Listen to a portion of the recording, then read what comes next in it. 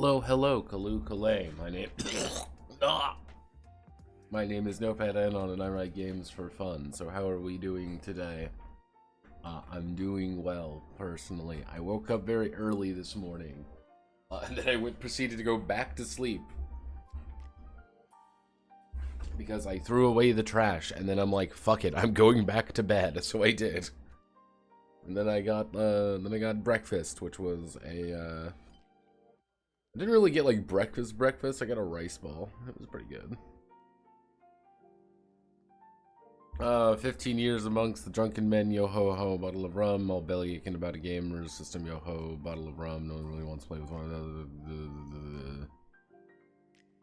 Did my questions and question time pan out? Wasn't expecting you to stream me so early, or at all. Yeah, what I'm trying to do is do one at night, my time, and one in the morning the next day, so effectively you just get 2 streams per day, effectively. It's one of those things where sometimes it goes back and forth.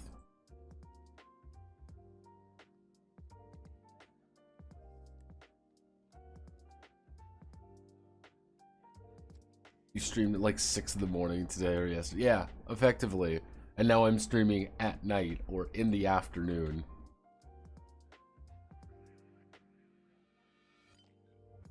Why? It do be that way sometimes. Mostly because I'm trying to hit everybody, make sure everyone feels like they can be included.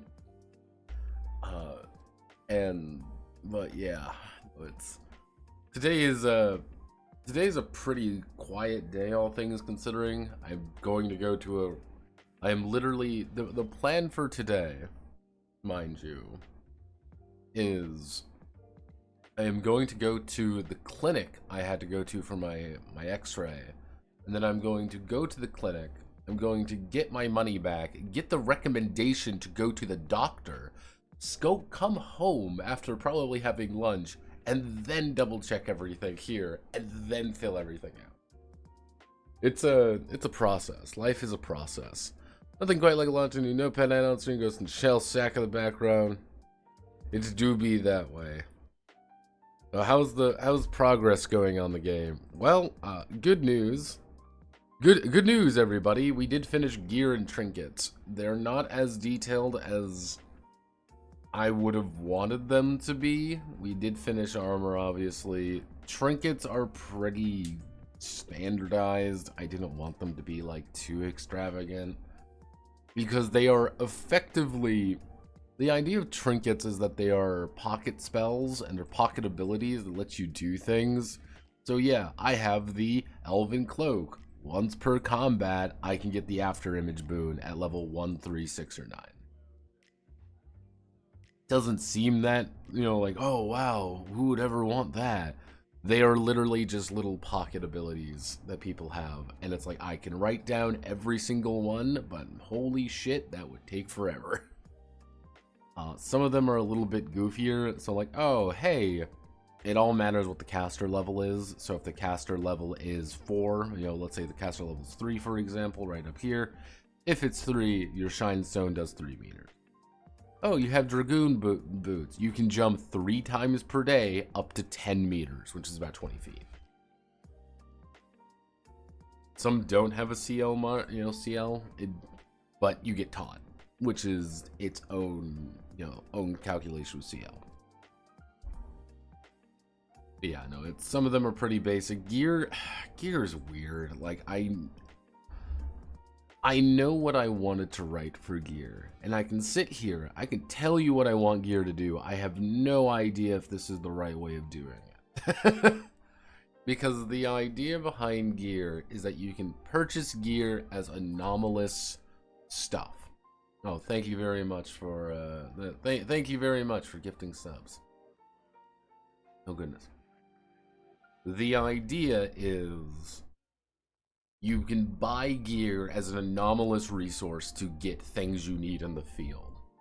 I have 5 gear. That means I can, in the field, buy a crowbar, buy a flask, buy a lantern. I can get those in the field. or you can buy them raw, effectively. You can go to town and say, I want to buy a crowbar. Buying a crowbar outright is more efficient than using your gear to do it. Gear costs 10 value per, effectively one gear is worth 10, so a crowbar is effectively double its price, but you can use it in the field. But kind of gear was like, it can be used for a lot of things, hence why you can also buy potions with gear. And potions are really fucking expensive if you use gear. They're overly expensive even because they're supposed to not feel good to use it that way. It's like, yes, prepare, buy those blue vials, buy those potions and shit you need in town, and don't spend your gear on it, because if you spend your gear on it, you're wasting it. You could be using it to buy other things. I'm not entirely sure. It's gonna come to me at like 2 in the morning one day, and that 2 in the morning, it's gonna be like, oh, that's exactly what I have to do. I wrote it in for one class feature that you can convert it into weapons. What if I really want to? As a dagger, as a shuriken, a super ball, a tactical pan.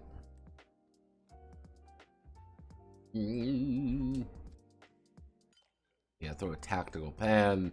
You're just throwing things, make a ranged or melee attack with strength or vitality.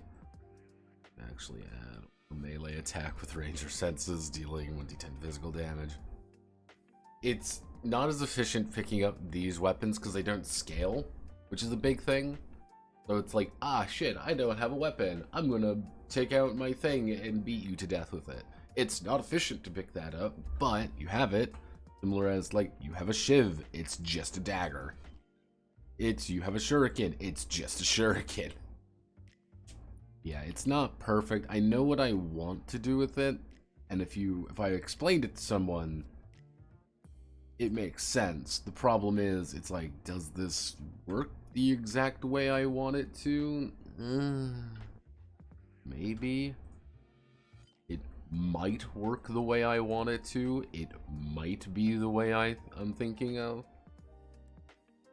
A lot of this, like a lot of the actual like supplies, quote unquote, almost all of this is just taken from Trundlewood, because Trundlewood is fun fact, I would probably say very easily at this point, Trundlewood's probably my best written game. Like, it's weird to say. Like, it's weird to say, but like, yeah, Trundlewood is most likely my best written game. Not the game I'm like 100% like, this is the greatest thing I've ever written. I wouldn't say that, but like, just like objectively speaking, mechanics work, setting is fine, everything is thematic, everything works kind of the exact way I want it to. The only thing I have issue with Trundlewood is the dungeon system, but I feel like I really need to rework.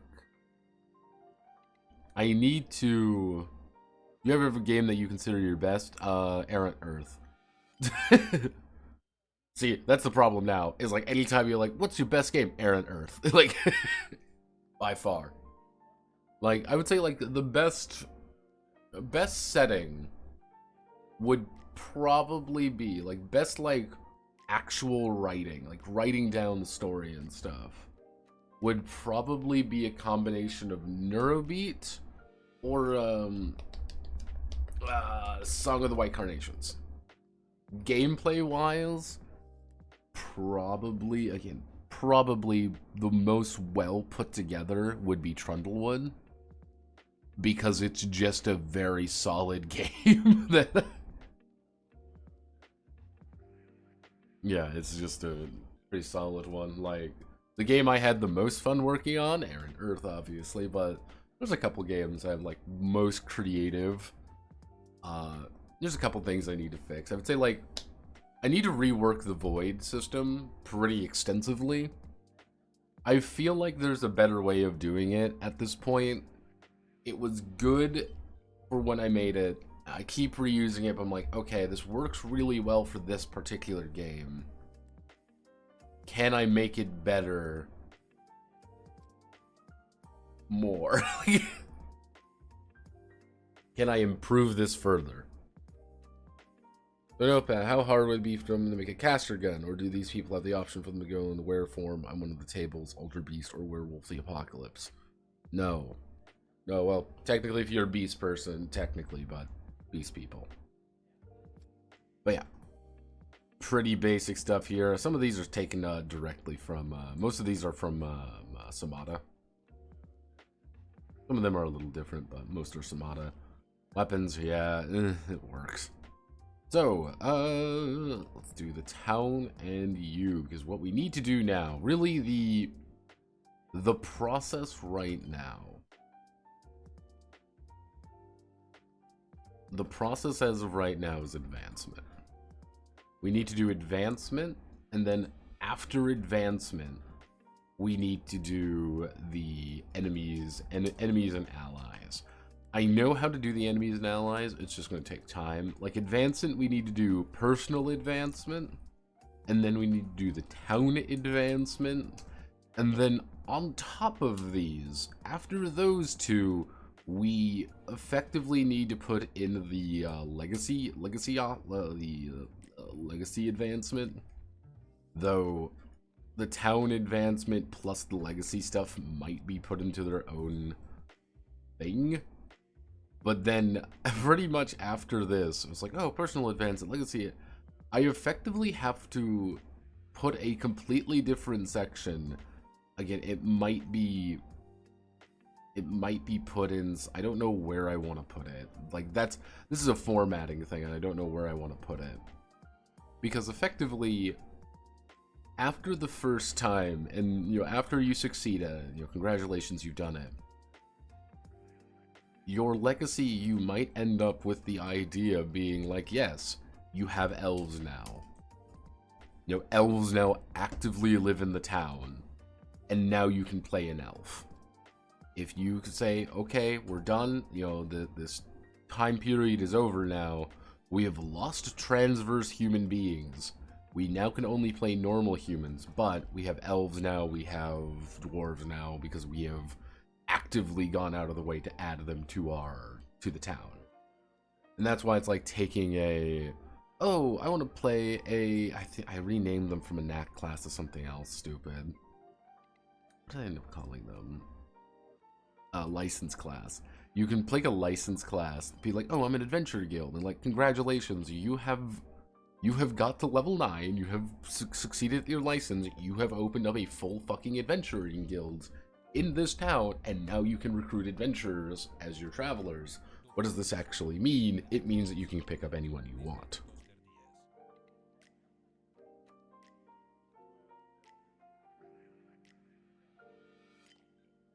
See, this is where this really overly high concept. To be frank, I think I went way too high concept in this game.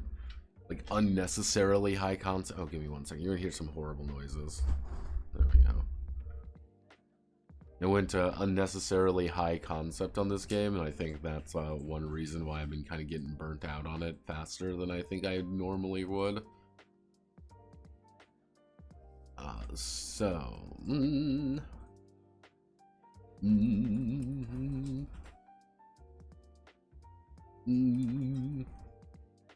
Venture battle and toil.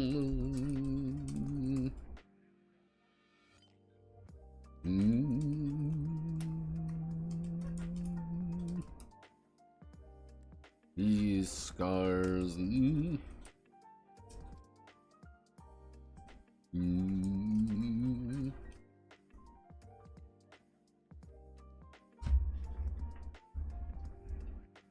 Alright, let's see. Venture, battle, and toil will leave their marks on just about anyone. To the travelers, these scars and stories make up their experiences in the new world.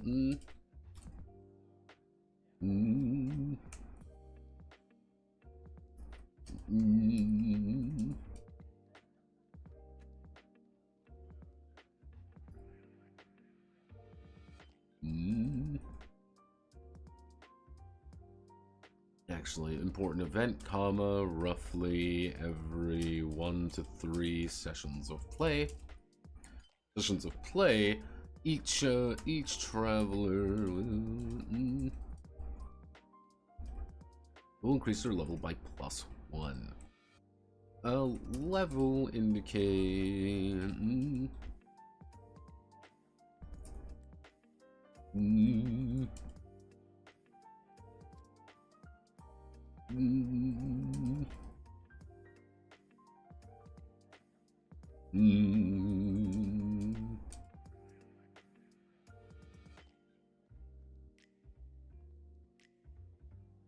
as well as enhancing their let's see, bring out more of their potential as well as enhancing their abilities as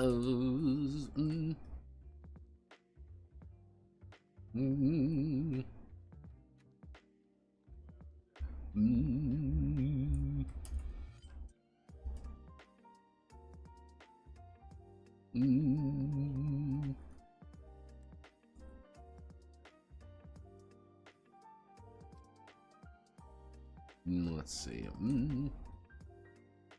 So let me see. So when travel levels up, they they will go through the following. Let's see. When traveler levels up, they will go through the following process. So, yes, leveling up is part of the world. It is a thing that occurs, and people know this, and they are not too weirded out by you just getting more powerful over time. But what? How is that possible? They literally do not care. That is the entire joke. Let's see. We want to do derived statistics, obviously. We have our adventuring class. So let's see.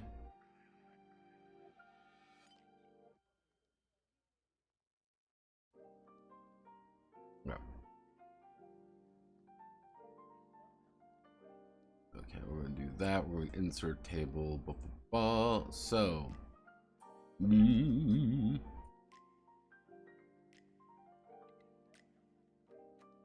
Okay, so first step is first. So, first thing we do is acquire PowerPoint. So.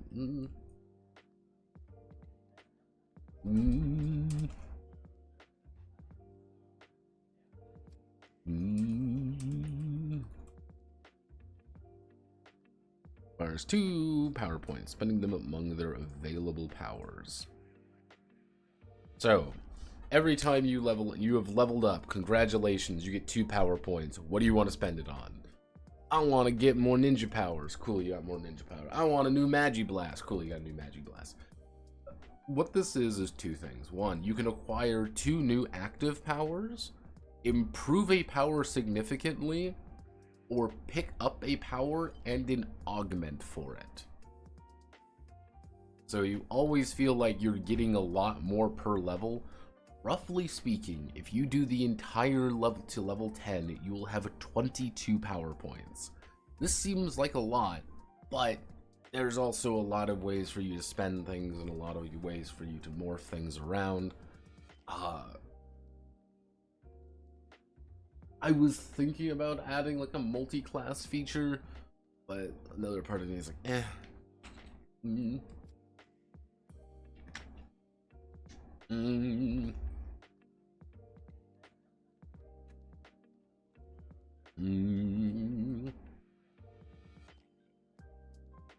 Okay, so we then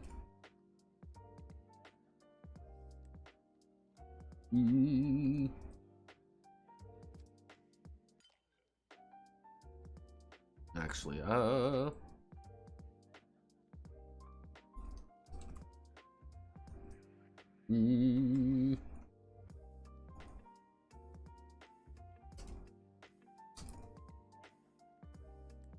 this isn't great. So the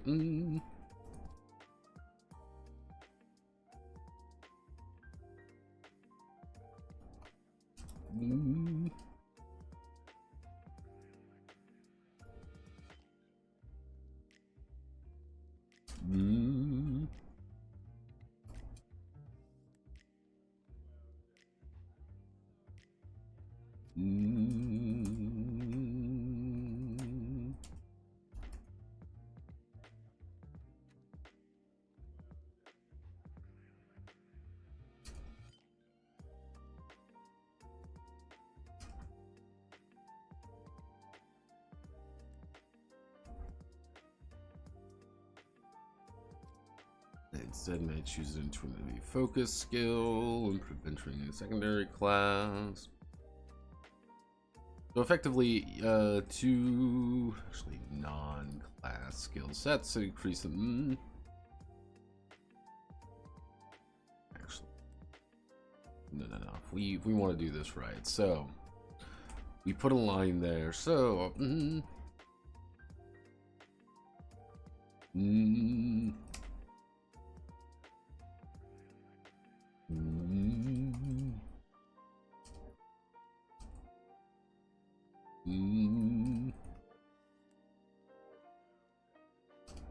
Firstly, you will improve their adventuring and secondary classes skill sets, increasing both by +1.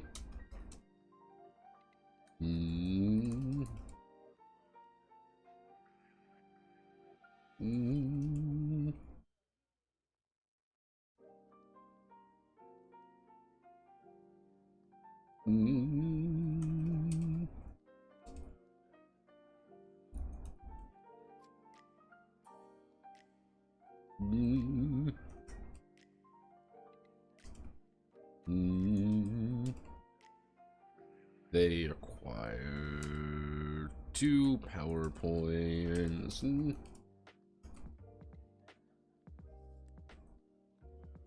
Let's see, after that they acquire 2 power points spent on available for their...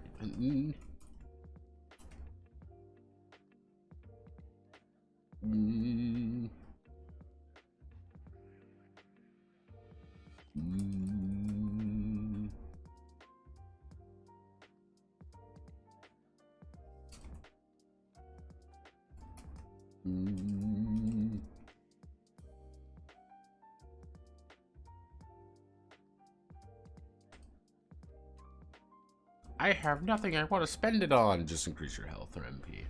Like, you can just say, I'm going to increase my health and my mana instead of getting powers. So, first, after... after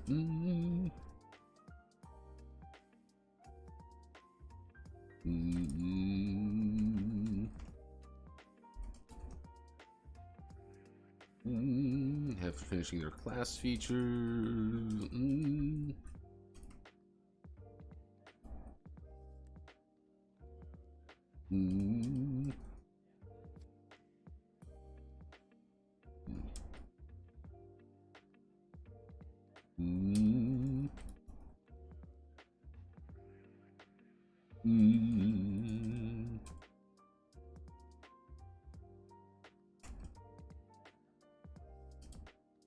Let's see, improve 2 of their already acquired skill sets by +1. Actually, okay, so it's a new skill set, improve 2 already skills they've acquired, or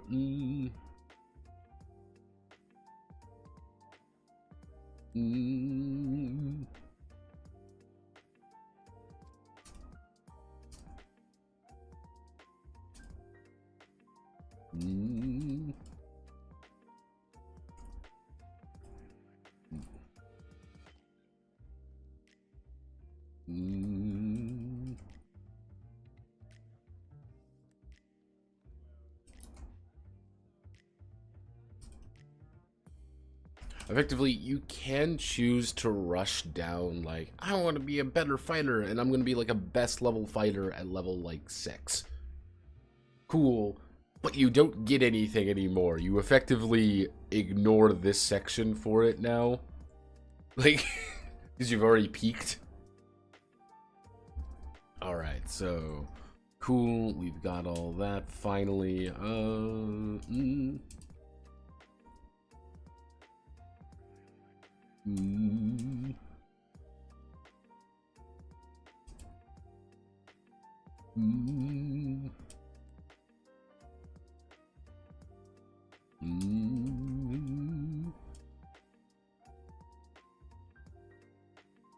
let's see, travel requires +2 destiny, which may be spent to the destiny chart, or be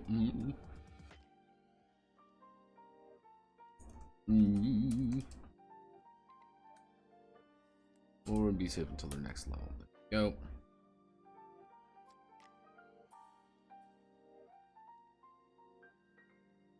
Okay, so we do insert. Sorry if I'm not paying attention. I am just kind of focused right now. There we go. Acquired 2 PowerPoints. Acquired. Gains +2.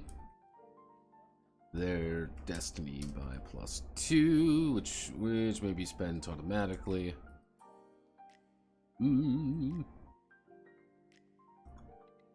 So if we're doing this method, improve. So this would be nope.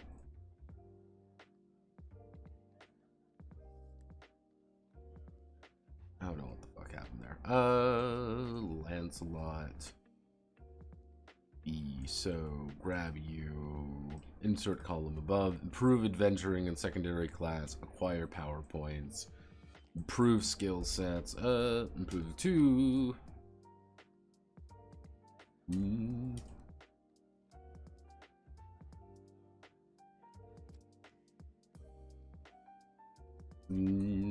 By +1. 2 PowerPoints, spending them among available power.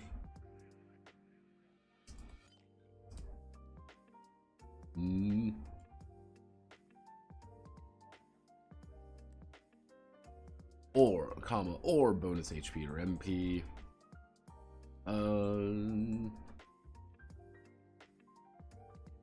Actually, we do improve the skill set.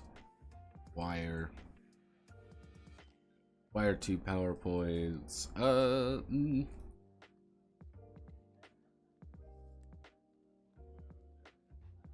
Actually, if we want to do this, if we can do this, merge cell,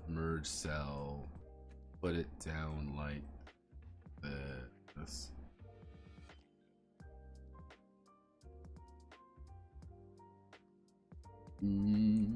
A, B, C.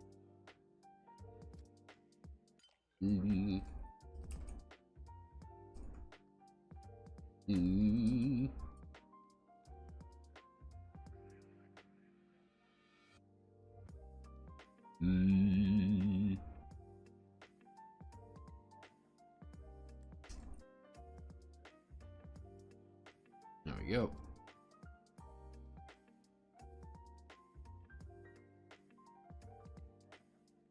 That. So, as always, funny trick, make this 3. It looks fine. There we go. A, B, C. Those are your 3 options. A, B, C. Whoa. Whoa. Totally tubular. Let's see. So.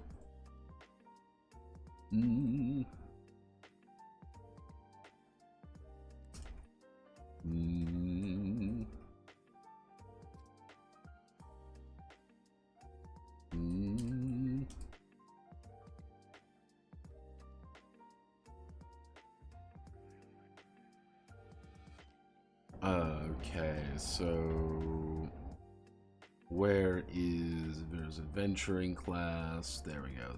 There's our destiny points. So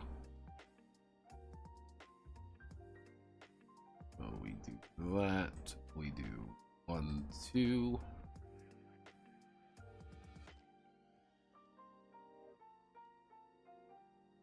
There we go. Actually, if we want to, we can probably do.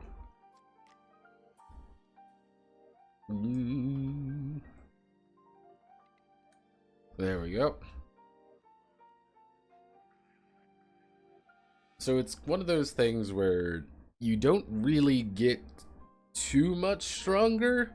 It's like, oh yeah, you get some destiny, you can choose to spend that on, like, I want to get a new skill set. I want to get a new thing. I want to get a new thing. Actually, I should say least one of their skill sets by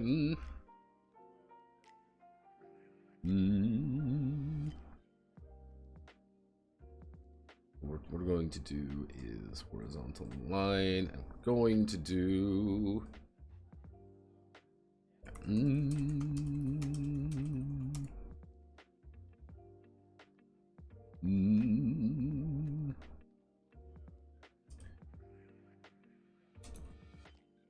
let's see. During this time, the traveler may opt to internalize their secondary class. Upon internalizing... On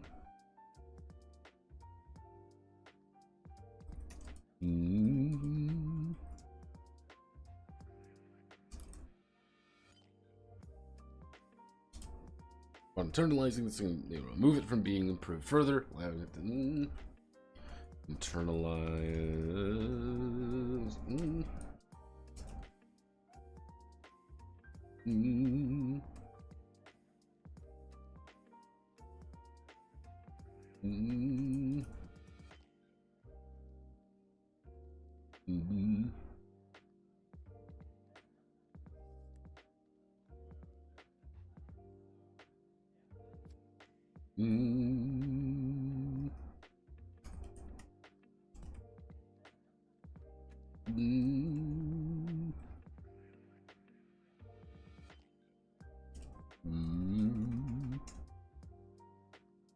However, the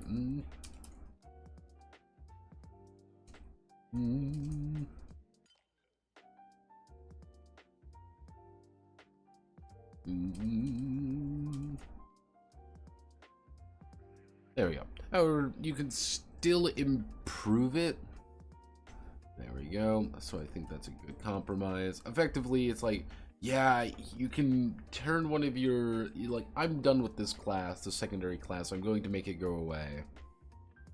So I don't have to think about it anymore, so it's done, effectively. But upon doing that, you're saying, I don't want to improve this naturally anymore. Or, I should say skilled. Yeah, I don't want to improve naturally anymore. However, I'm spending this to do it. I'm spending destiny. I'm spending. Excusez-moi. Oh.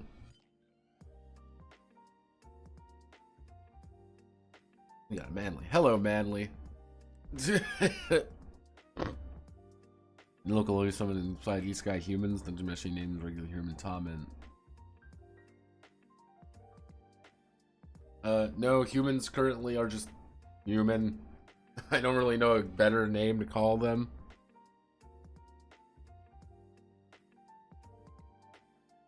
No Sung Jin Woo Manly. I thought about it. I drew him up. I knew how he would look, but I'm like, I can't make his chin pointy enough.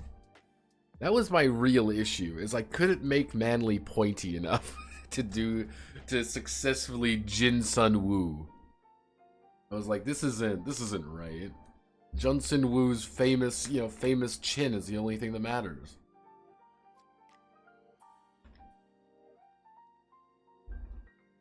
A tall man? I don't know why they would be called tall men. Yeah, that's always the thing with Meshi, you have to remember, is that the tall men are there mostly because the halflings are as important as they are, and dwarves. It's like my joke I have with humans in some of my other fantasy settings, which are just huge Manon, and because Manon are the halflings. Like, what are you? Ah, yes, huge Manon. So right now, they're just Manon. Like, that's all they're really referred to as, is Manon. What does that mean? You're human. Why? You're man. Pretty much that's all they are. Alright, so that is correct. Everything should be good here. Notepad, you don't develop a lot. Yes, because Miria doesn't want you to develop that much. She wants you to go on adventures. She doesn't give a shit much else. Yeah, the Isekai goddess does not really care all that much. She's not very good at her job. Well, she's very good at her job. It just happens to be her job is being a horrible human being. She's also a goddess, so we can't say anything about it. You're a bad person if you bring it up.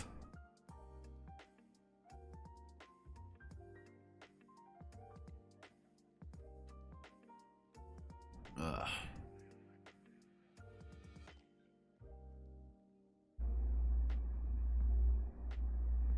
Magical Human Starburst. Talia's Fire Emblem games. I know that I think they have a silly they're the Cure. I'm like, but why?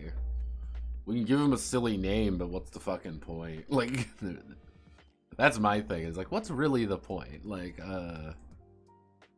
okay, so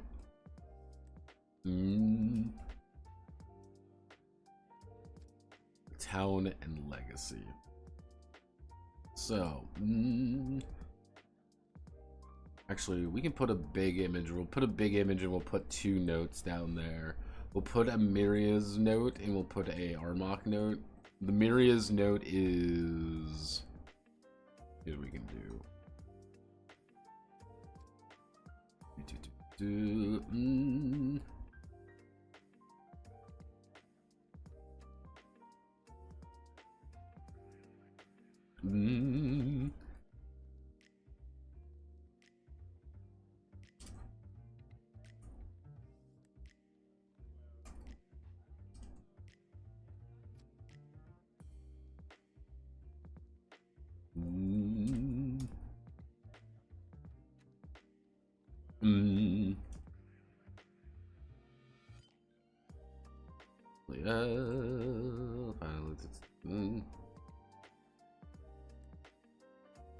Let's see. Bring him.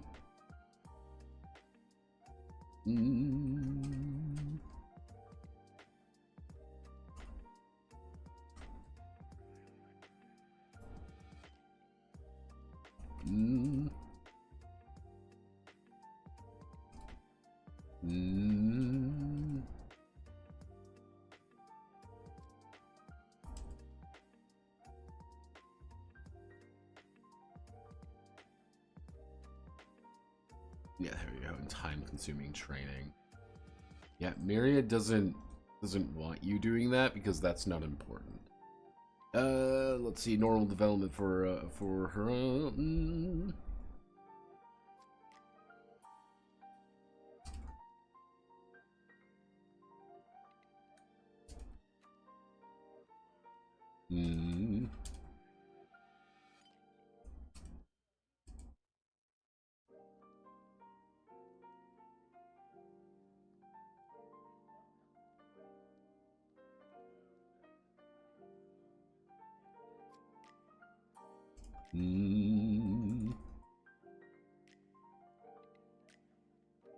Miria loves the Skinner box, and then we do Armok's Doctrine.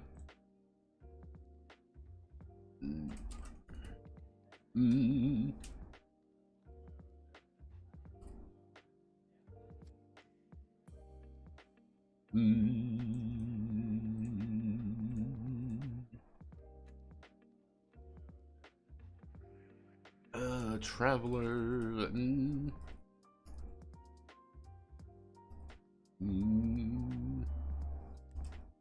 Who've had their potential.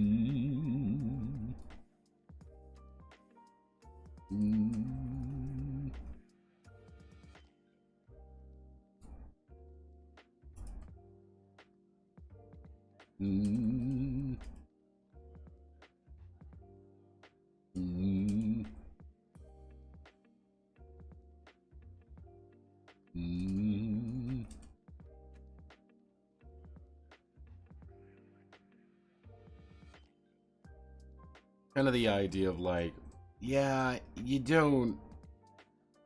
You get the unfortunate reality is that leveling up is effectively a drug. It feels really good to level up, so you constantly want to level up. But leveling up also is like, yeah, you're reaching your limit. Oh.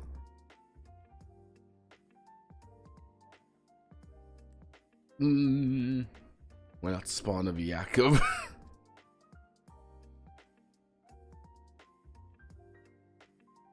What table of the game determines races are all female or not? Stupid fantasy tropes or here we come, we're all male.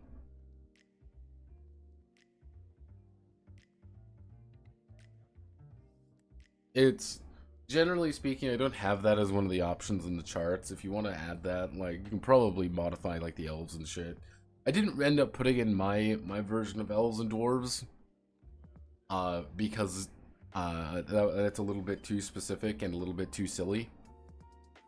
Because for those who don't know, my version of elves and dwarves at this point have just morphed into their one race. Elves and dwarves are literally just the same race. All the dwarves are men, all the elves are women. They're just the same race though.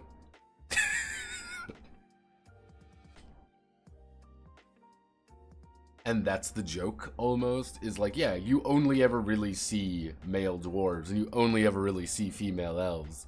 Therefore, yeah. And like, why do you only see like, oh, I'm a half-elf, being like, no, you're not. You are a male. There are no male half-elves. You are a quarter elf, at best. A fucking quarter elf. Like, oh, yes, I'm a half-dwarf. We can tell. Add them all. Add them Notepad. No, because I've got the charts already, and I don't want to modify the charts any further. Modifying charts are a pain in the ass, because that means you gotta modify all of them. It takes forever. If you want to add them, you can modify the charts yourself. It's not too difficult. Alright. Let's do this. The town and legacy. So,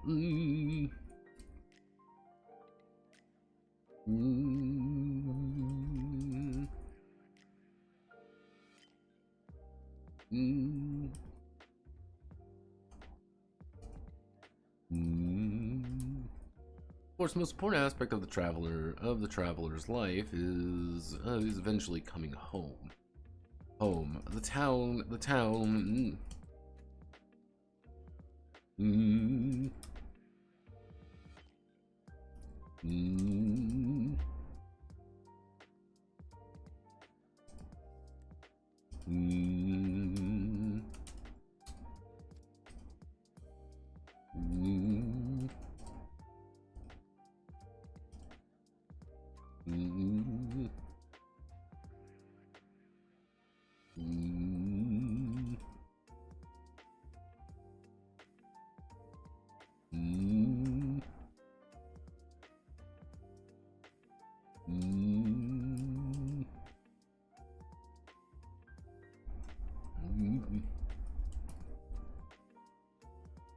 What travelers do or fail to do influence the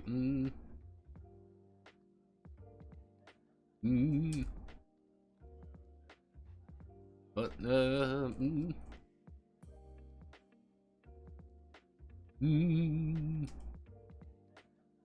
town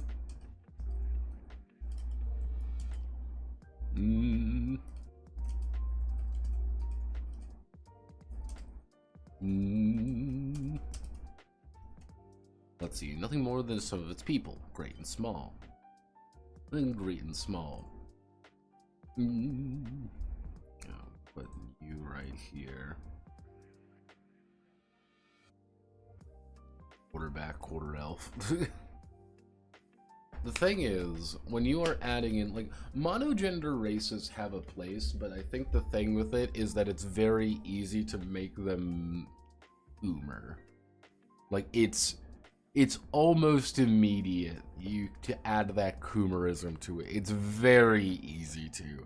Yeah, here are Amazons. All right, cool. You want to expand on the Amazon? They're all horny. I'm like, oh. Yeah, here's a bunch of monogendered space guys. All right. Well, they're all horny. I'm like, oh, okay. You want to expand on this now? I think probably the best monogendered race I've ever seen was actually the Asari from Mass Effect. Even though the problem with the Asari is that if you think too hard with the Asari, they stop making sense because you realize that they quite literally have a like generic, like one of the problems is like you have a generic per situation there where it's a genetic problem that if two Asari have a child together, it turns to be a murdering psychopath. But then you have to think, wait a second, how long has, but what about before they went to outer space and started encountering other sapiens? Oh no. So you either have to think of naughty things, or you end up just saying it's not important, and you just kind of roll with it. I think they try to explain that somewhere in Mass Effect 3, and it makes no fucking sense. Dryads are quintessential mono race. The thing with like dryads is like I always struggle to refer to as like, oh, a dryad is a mono race. Like when someone talks about like dryads, like, yeah, look, it's a big titty lady or whatever. Like, I never really like associate them with like people per se. It sounds weird to say, but I don't associate them with people. They're more like elementals. I'm like, yeah, can you really say like, yes, this elemental is this elemental a lady or a dude? It doesn't fucking matter. It's just it's a thing.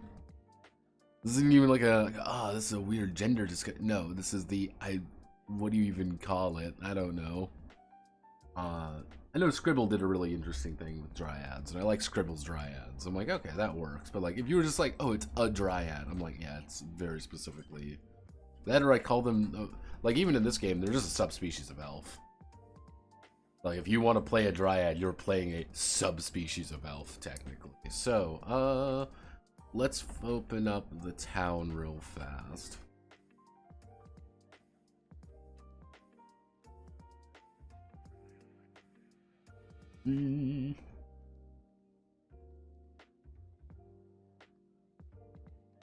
Okay, so insert page elements, not page elements, horizontal line. They put footnotes as a page element, but they didn't put the fucking horizontal. Oh.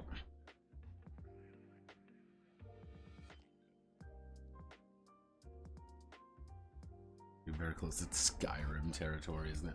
Skyrim, like the thing with like Elder Scrolls is Elder Scrolls does actually a pretty good job of establishing all the different races, all the different things. Like, you have the mer and men. If you really think about it, it's mer, men, beast people. And there's a reason why everyone is racist to beast people. Literally everyone is. When you have a fucking percent chance of being born a fucking house cat, you do not get the same you do not get the same rights as a human being. Sorry, your cousin is literally a fucking house cat. No. It's like, yeah, alright everyone, look, it's Black. Like, people don't talk about Black Marsh. Black Marsh is fucking weird in Elder Scrolls. You must always remember this. Black Marsh is fucking horrifying. Because pretty much every Argonian you meet in any of the Elder Scrolls games, they are people who have broken away from the Hist. Because the majority of the Black Marsh is just one, like, almost half-sentient organism unto itself. And that shit gets weird. Shit gets real weird, man. I'm like, the fuck? I thought it was mostly... No, the skooma came after the slavery.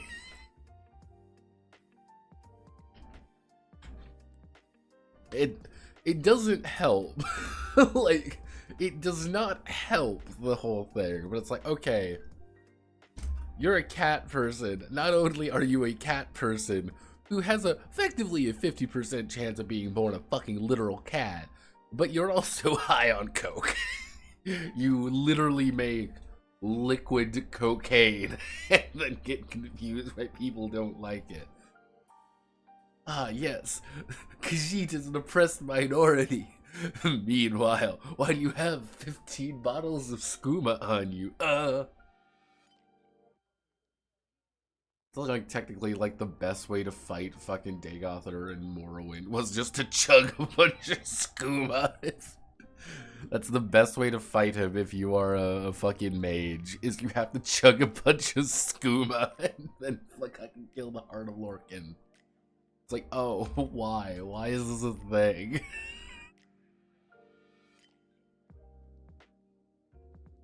Oh yeah, okay. So,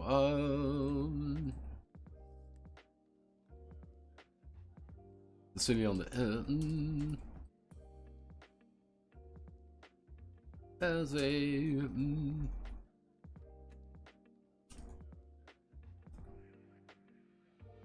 let's see. The city on the hill has a legacy element. It has a legacy element.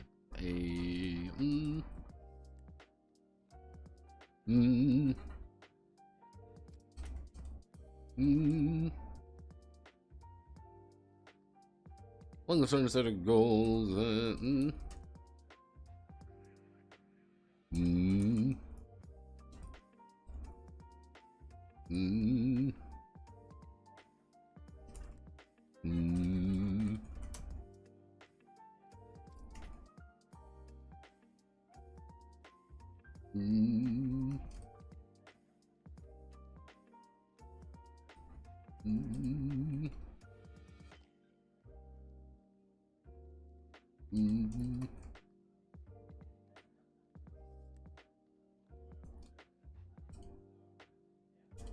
Let's see. A city on the hill is a legacy element. A long-term set of goals that focus around the development of the communal character of the town. The efforts of the travelers across a series of generations, the victories, mistakes, and problems will slowly come to define the town and its place in its new home.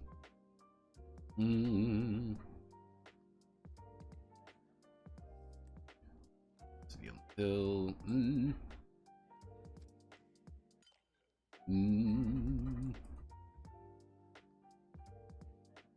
Actually, so, how do I want to... Technically, if we make a table, we do...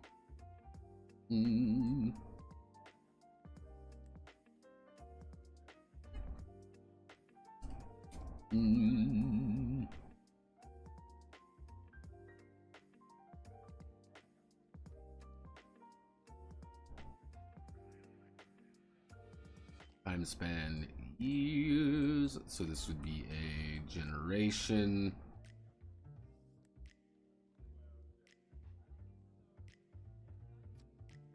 Roughly a generation is 25 years, 100, and then 50 years. So it's, what did I end up calling it? I don't, do I have my notebook? Do I have my notebook on the... Don't believe I do. I think I put it away. Is it in this notebook? Probably not.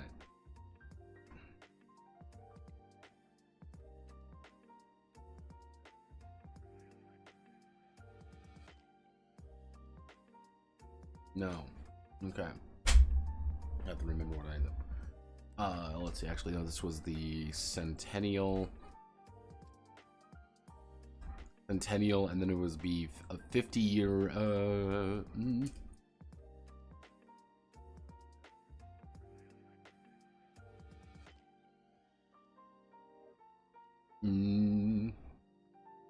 no, what's the idea? So 100 is a centennial. If 100 is centennial, what is 50 years called? A half century.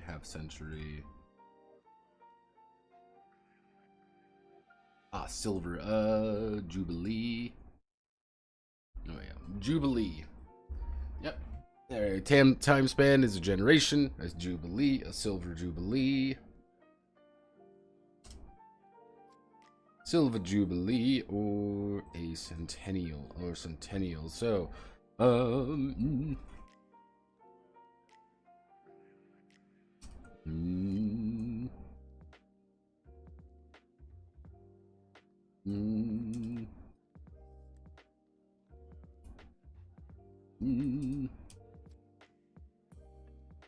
let's see, it is broken down in 3 different time spans. When the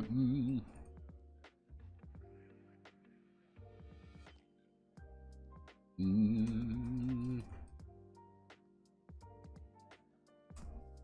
when the travelers reach level 7,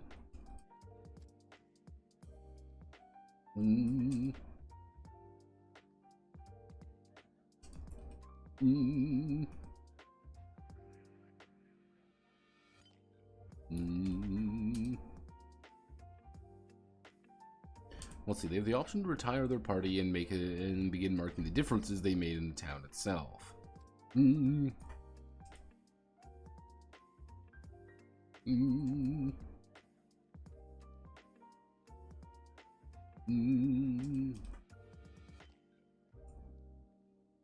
Let's see, these changes take place over one of the 3 time span as defined by the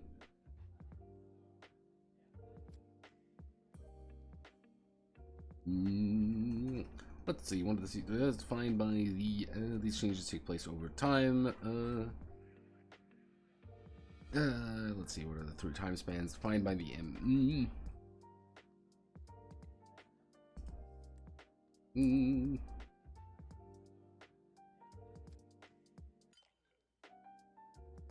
Now we're going to do this, and then we want to do a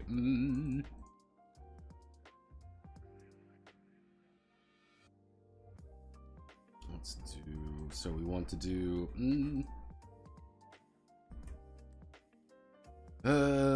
let's do 150. We do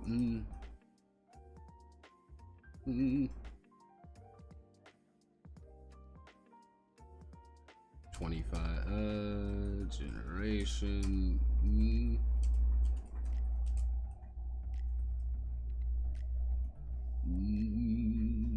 Golden generation, the golden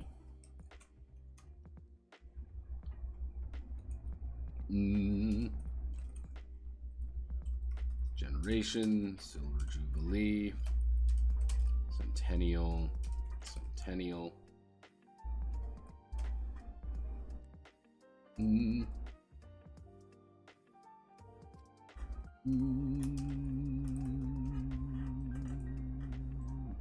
Basic structures, the long run. So effectively, this is 200. This is 275 years. Versus this is 100 years. And then it was there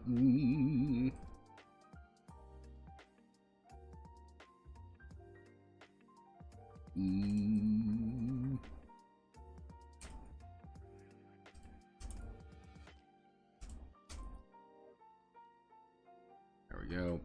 These are just really basic structures, nothing too exotic. The idea being that these are this is 3 different characters you'll be playing. One at year 0, year 25, year 50, year 100. That's the best way to think about it. 25, 75, 175, 275, 50, 150, 250, 350. You know, what does this world look like now? What does your town look like 350 years after they have effectively landed in a fantasy world? What does this actually look like? That's kind of the goal here. Is the town a lot different? Is the town the same? You know, have you lost the town, kind of thing? You know, have people died? You know, and do you still have those faint memories of what happened before, or have they been lost like tears in rain?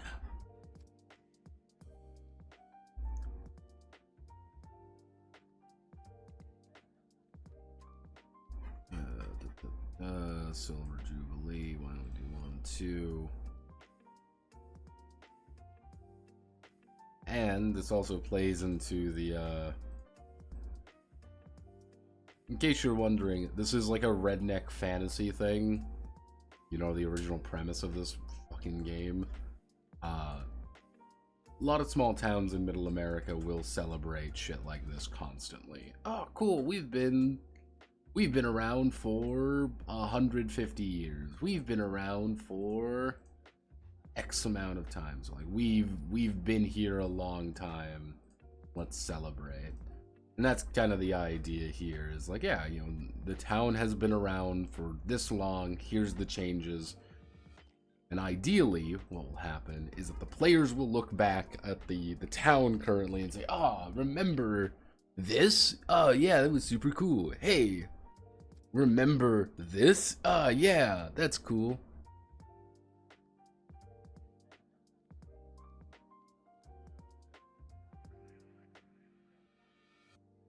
Taking some notes, investing in it is better to use a more recognized game system when you run into really. How long is a mini campaign? Taking some. Better to use more recognized game system? Yeah. Like. That's like the one thing you gotta. Like. I think like the biggest thing you always have to remember is like, oh man, if I run a game, I want to run my obscure. No one's gonna play your fucking obscure game. Unless you specifically have people you want to play with. It sucks, it's hard. And unless it's something that's already been established. I mean, I haven't talked about this yet, but I'm going to talk about it now because I can do that. Fucking Critical Role decided to use D&D 5.5 for Campaign 4. Which is fucking hilarious, by the way. Like, I don't think people quite understand how, like, 9D levels of hysterical it was, of getting completely fucked with the Daggerheart not being the big thing. It's like, ah, oh, here's our new D&D game, it's gonna be great, it's gonna be wonderful, and it just fucking, they're like, nope, we're using 5.5. And like, even the cope of, oh well, they've been planning this for a while, like, do you realize how much fucking cope that is? Like, that's next level coping. For the simple reason that does effectively say, they've planned this longer than Daggerheart's been a thing, so they can't switch the system now. And it's so funny. It's so sad. Truly. I don't even like Daggerheart, and I feel bad for it. I don't feel bad for Spencer. Like, understand this. I do not feel bad for Spencer. But yeah, no, I got Ken that one. Hilarious. But, look at this.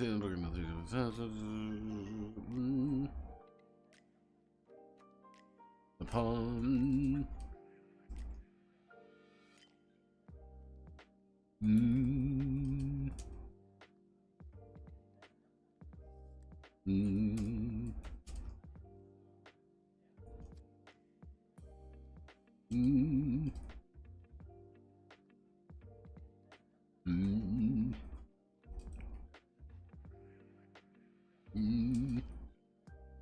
The town will begin to morph. The town will begin to morph the.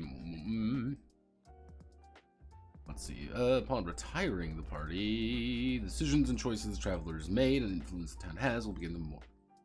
And influence the town has will gradually begin to morph it. So we should say during town path.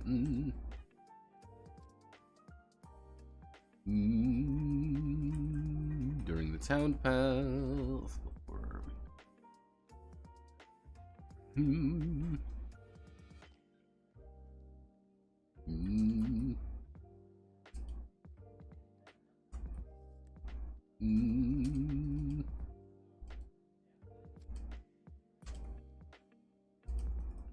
Let's see. During the town path, various community touchstones were established with broader questions about the town's future. Mm.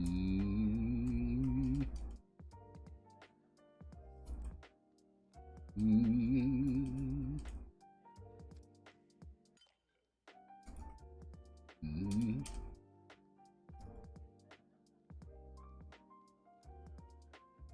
For example, Colonel.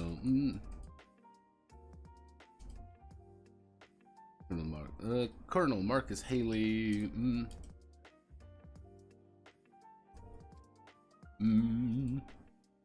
For example, Colonel Marcus Haley. Actually, no, we can use Maria's book. So prompt different outcomes to these of these events. Actually, up.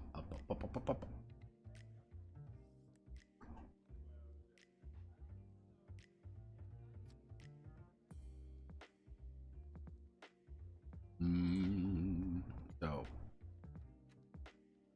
well, different outcomes to these events, and then what we do is Marcus Haley.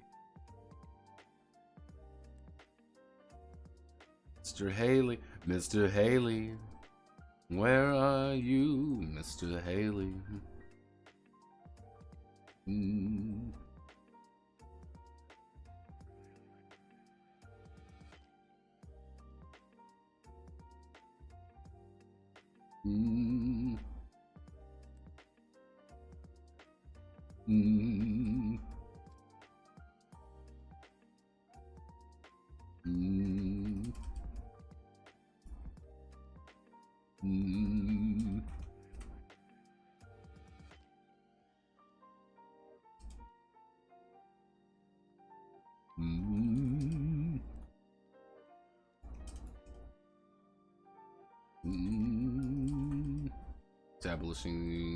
Establishing strong borders and keeping the town, keeping order in the town. However, question arose quickly.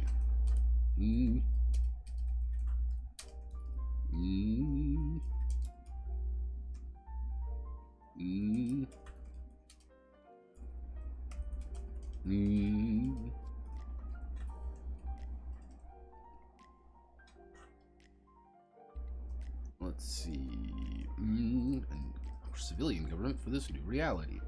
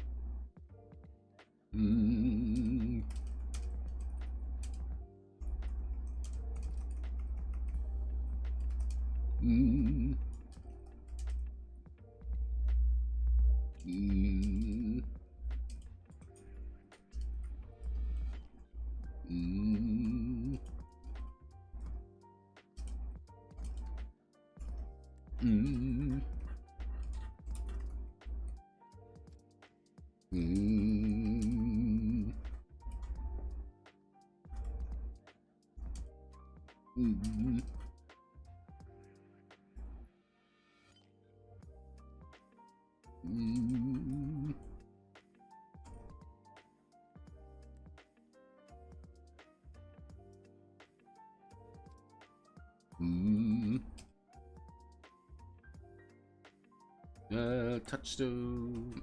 And the town of that.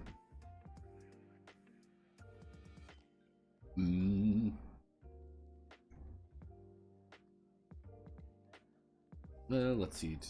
Do so.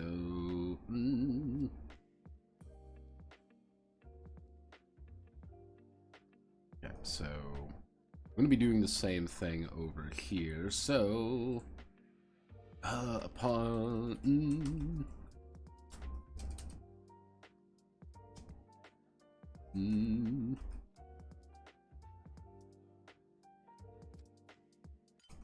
well, let's see. The town will level up. Will level up itself. Well, the town will level up itself. Version.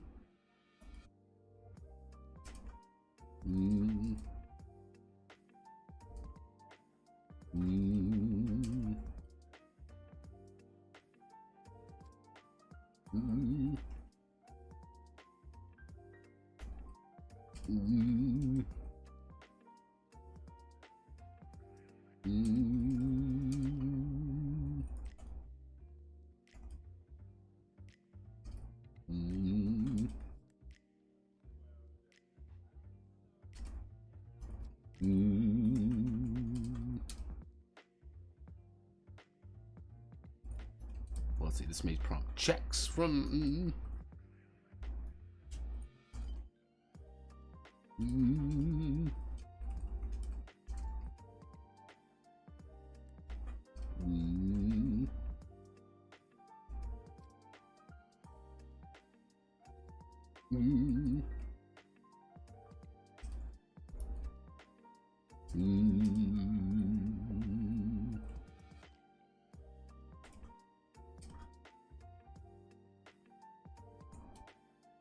Up to 10 space they have.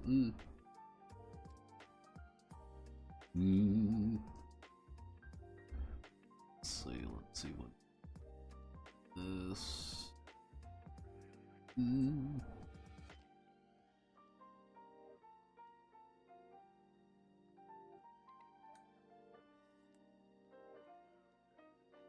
Okay, so after resolving the touchstones,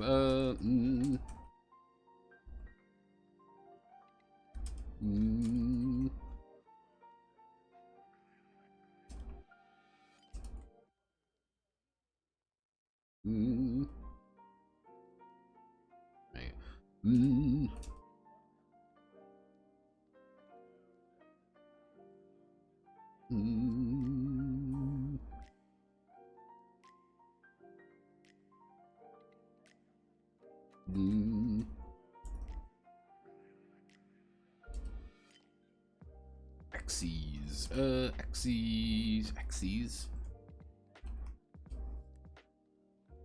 No, multiple axis is axes. Axes.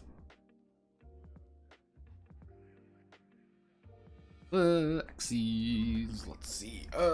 Distributed among the 6 of them.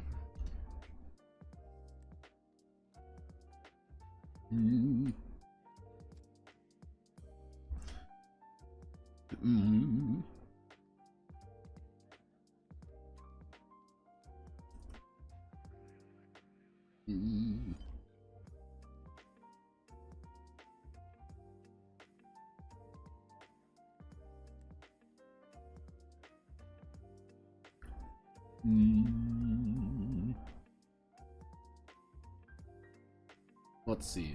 Distributed among the 6 development.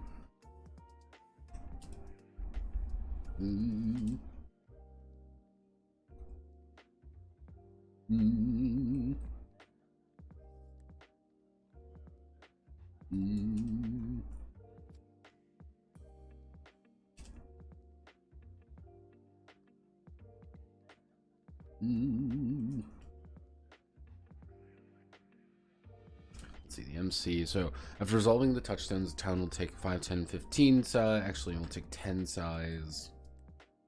10 size and distribute it among the developmental axes as appropriate.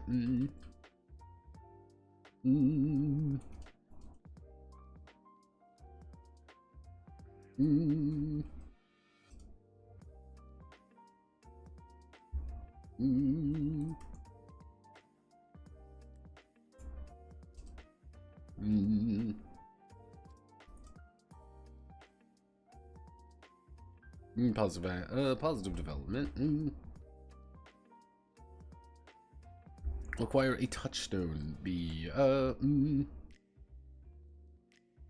Let's see. Requires a. Let's see. Positive development requires a touchstone.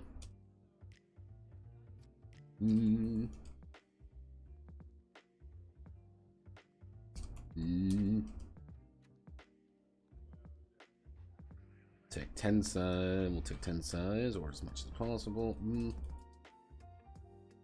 And distribute among 6 development axes. The 3 development axes is appropriate.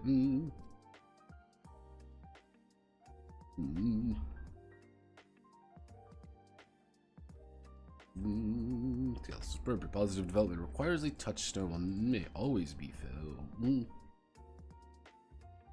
Okay, so.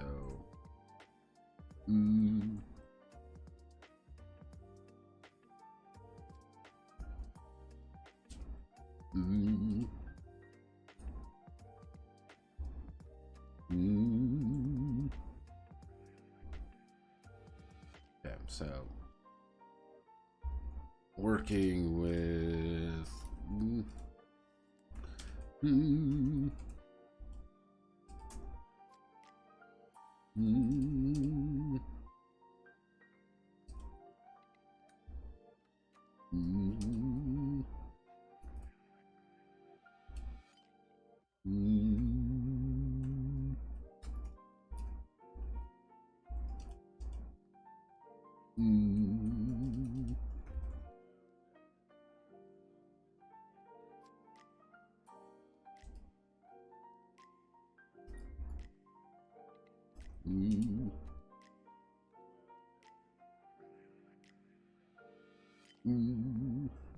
Actually, no. How do we want to? Amongst.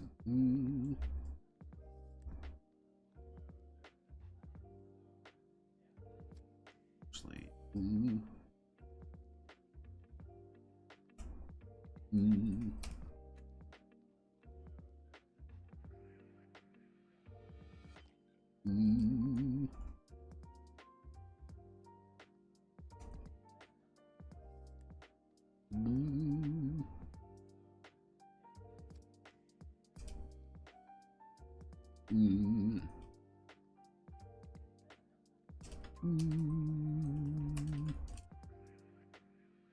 There we go. While the remaining amount is distributed by the MC, positive development requires a touchstone.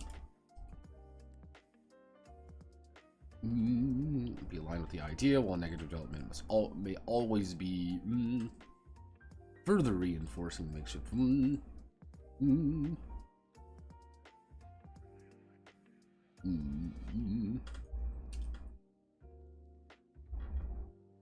Actually, it was Haley and Margaret.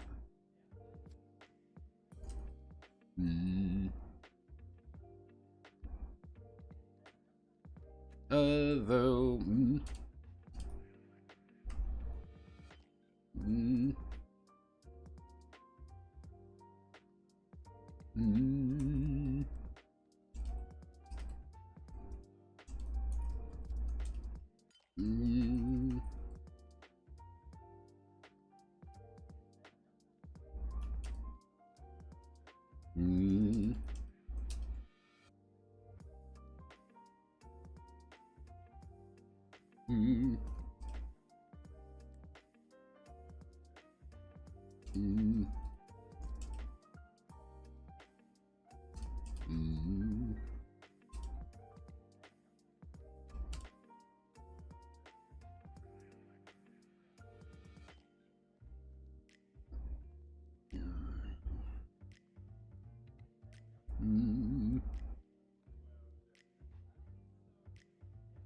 After something.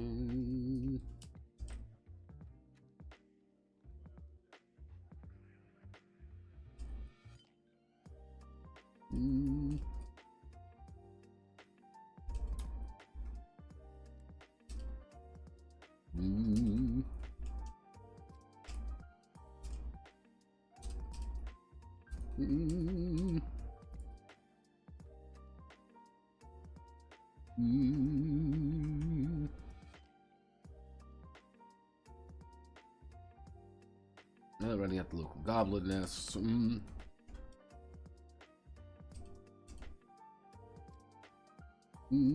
Local goblin.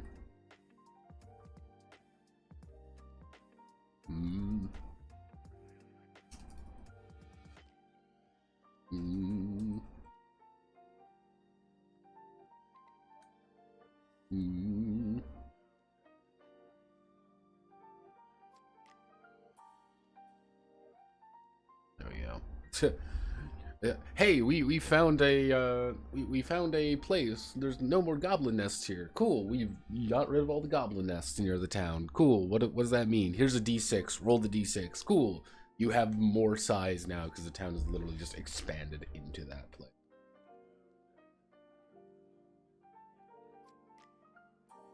Is Daggerheart even mid or is it just bad? Daggerheart is about 4 different games all wearing the same coat, haphazardly walking together.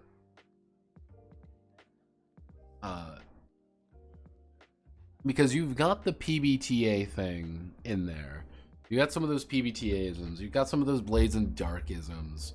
You've got, like, weird card game mechanics, and I don't care what anyone fucking says. The cards are just references. No, there are explicit mechanics with the cards. And you can't write shit on your sheet as appropriate. And there's, again, like, the thing is, there are explicit mechanics with the cards, and the cards are important. But on top of all of that, it's also D&D, where it's trying really hard to be D&D, but it's a very weird variant of it.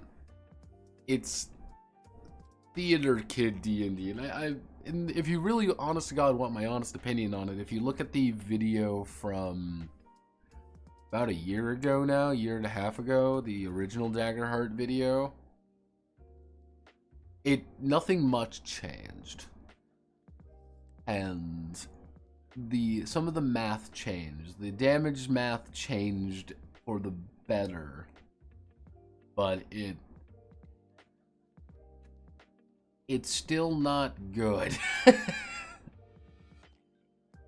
Yeah, that's the idea. And pretty much my big thing with that video was Daggerheart is a platform to sell more shit later on. It's a platform. Here's a new class. Here's a new set of cards to buy. Oh, because if we introduce a new element, that means we've introduced new, like, potentially limitless number. Like, let me see if I can pull up the Daggerheart.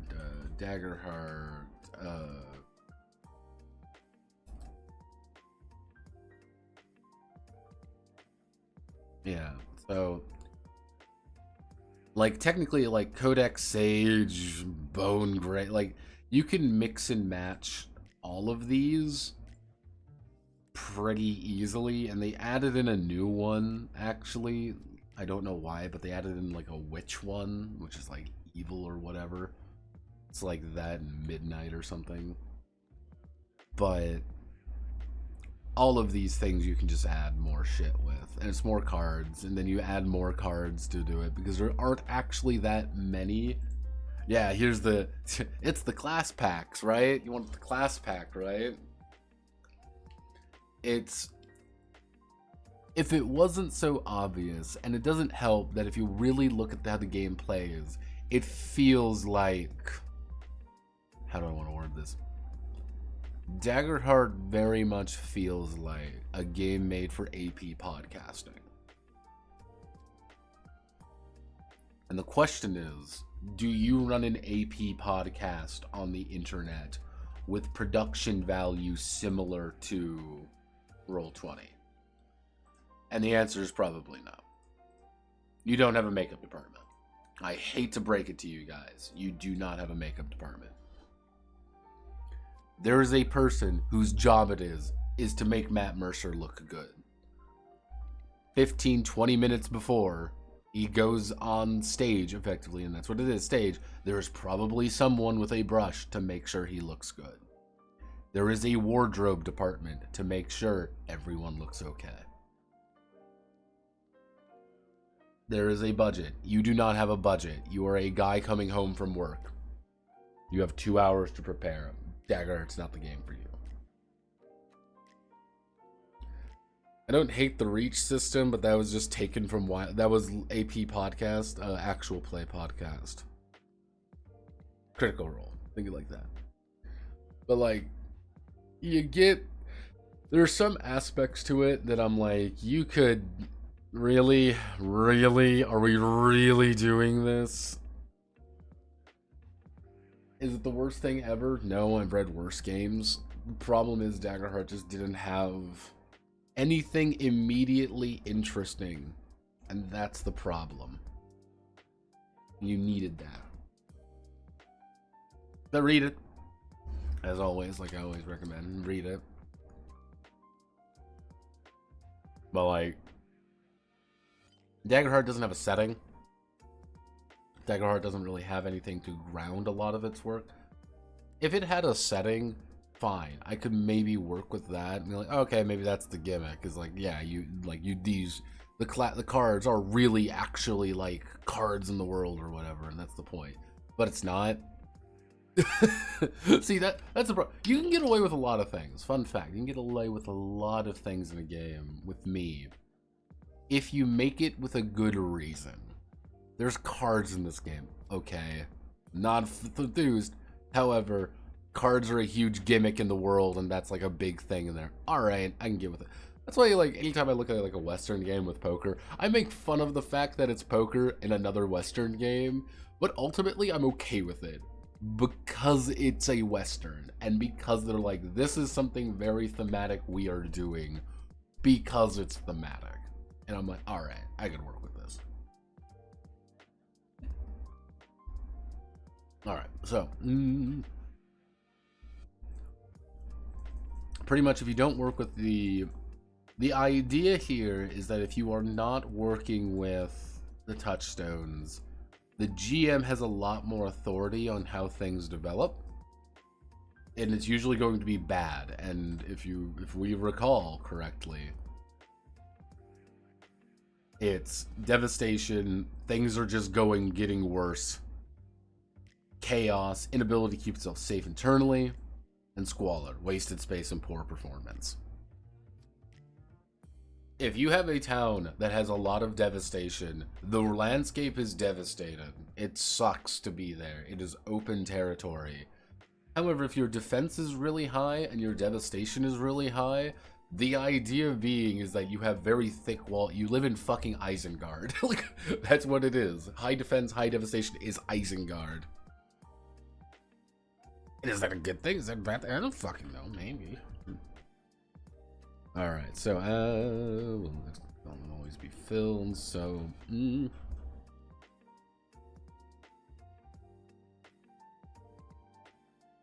on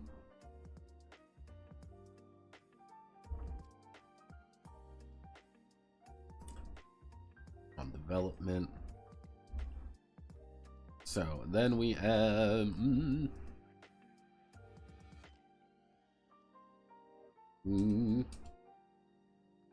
the final step.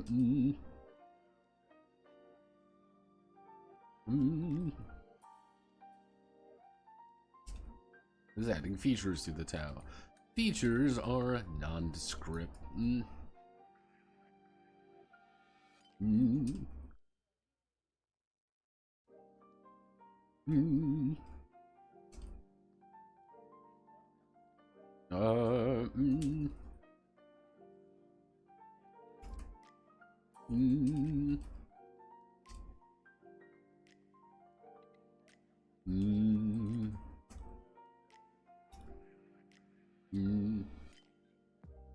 Or aspects of the town that fill it with life during their transverse scenario and development.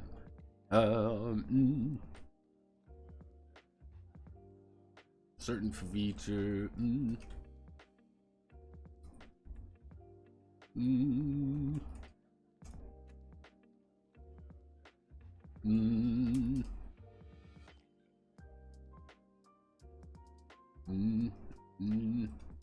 Boggenfoot.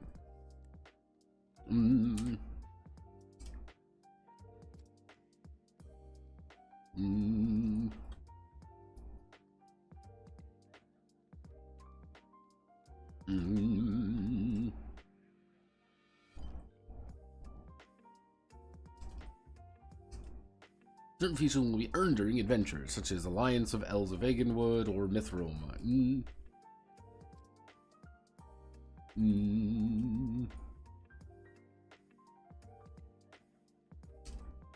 But certain features are a reward unto themselves.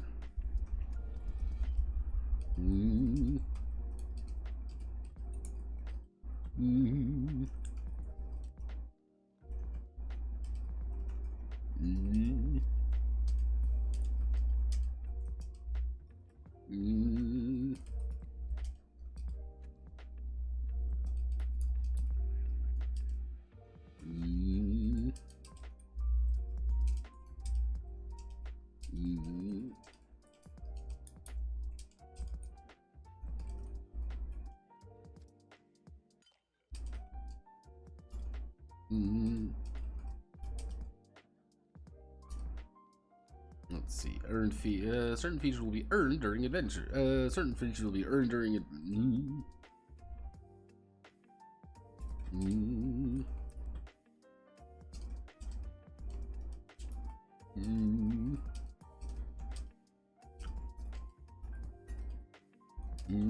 You have to secure the future of their home.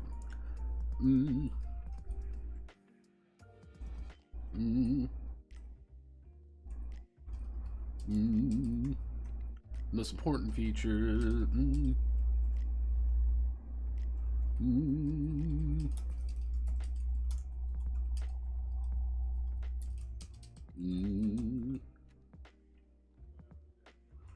Let's see.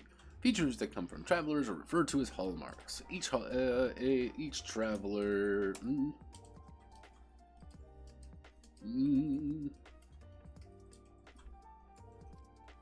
Each traveler may pass on one hallmark from.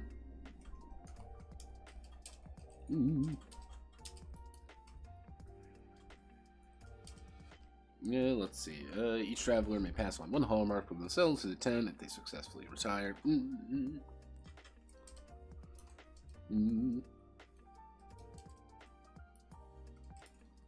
These come from license classes. These can come from license classes.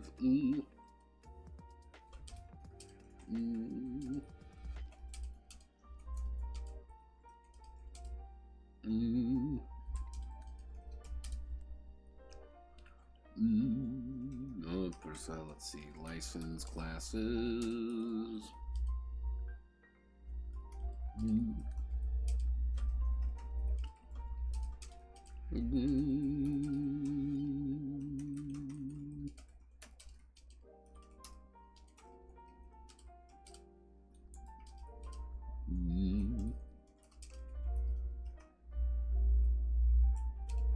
Having the adventurer guildsman.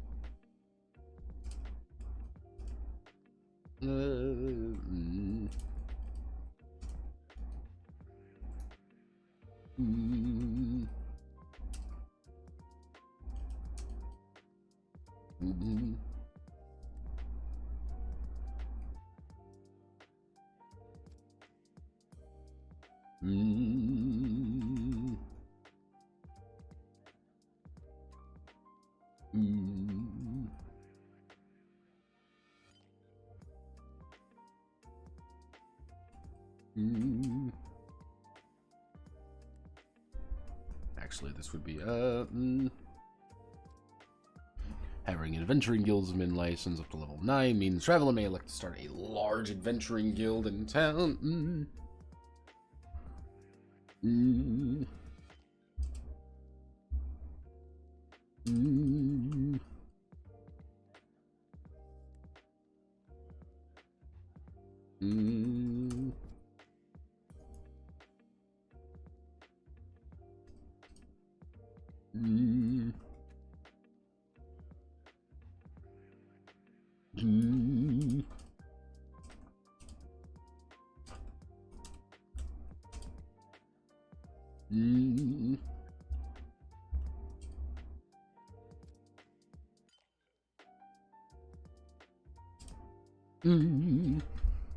Let's see. Marriage among the orcs from.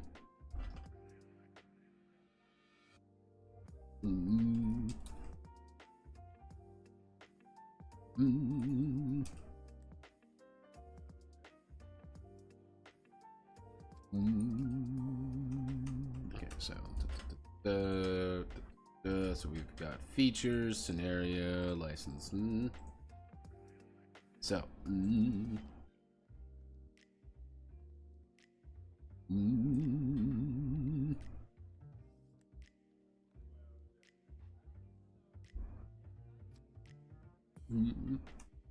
Important note. Important.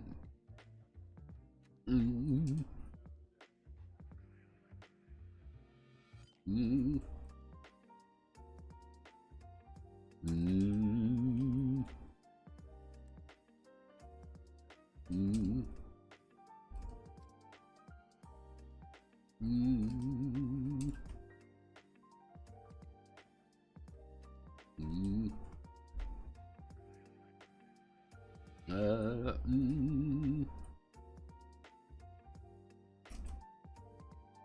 Mm.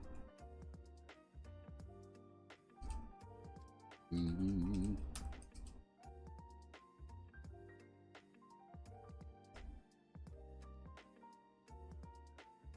Mm. Mm.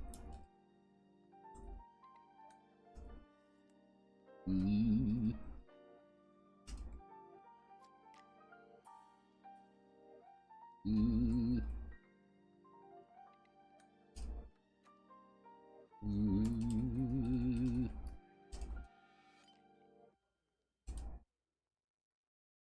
Mm.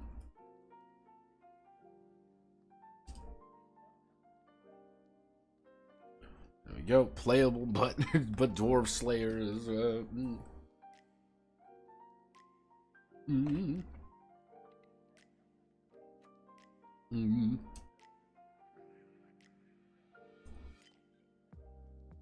Mm.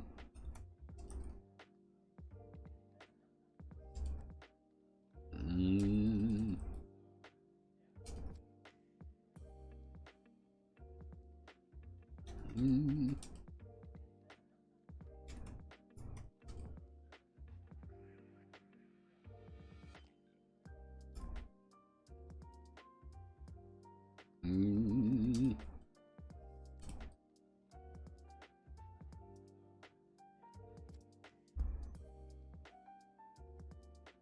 Mm.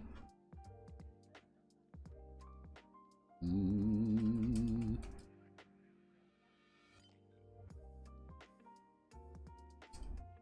Features should demonstrate the town shifting and changing. Mm.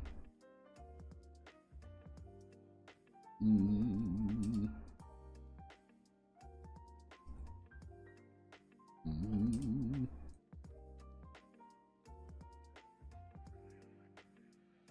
Mm. Easier to, certain things are going to be easier to require. Mm. Mm.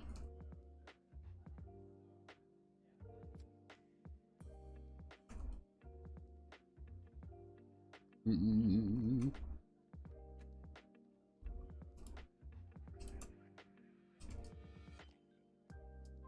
Mm.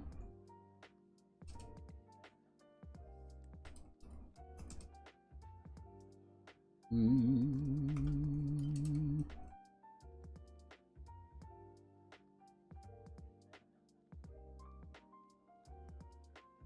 Mm.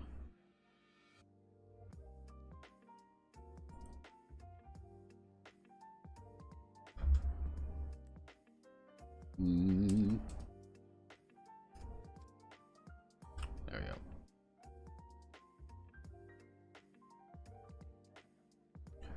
The entire concept behind features is that each of the travelers are being able to put something important inside of their town that they've done. I'm a necromancer. I've gotten to level 6 as a necromancer. This is really cool. We're going to retire. I want to write in, I have a necromancer school. Now the town has a necromancer school, and that means the next traveler you make, they now have access to that necromancer school, and so they can say as their level 1, say, what's my I'm a magician, what's your subclass? Necromancer. Cool, done, it's over, you've done it, good job.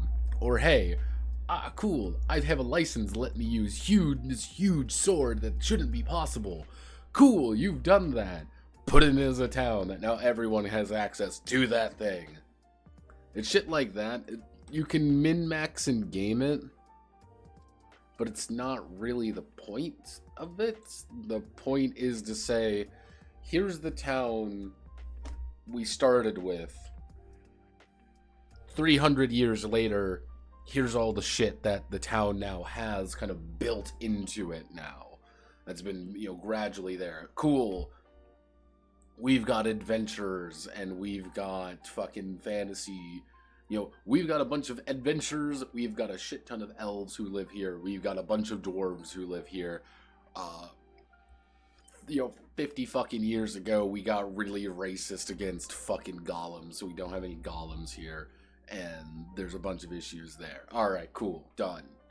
We've now established what the town's like. We've established things about it that now change the way that we can make future adventures.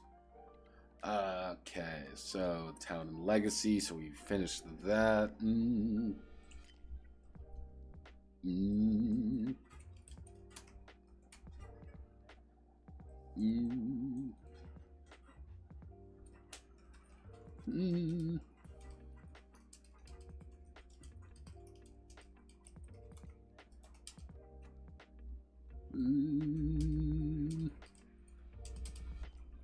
The retiring is rarely the end of the story of the town itself.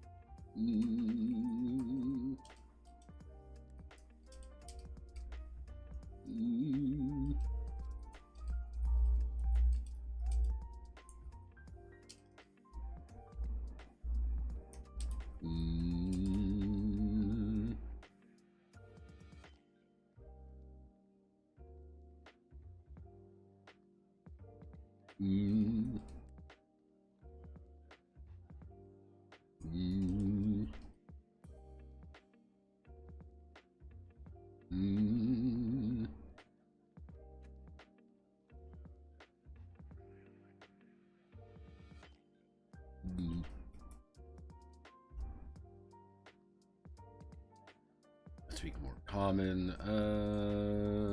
Learning to speak. Elvish than English in old schoolhouses. Magicians mingled with politicians and police academy. And the police academy has a swordsmaster's college embedded into it.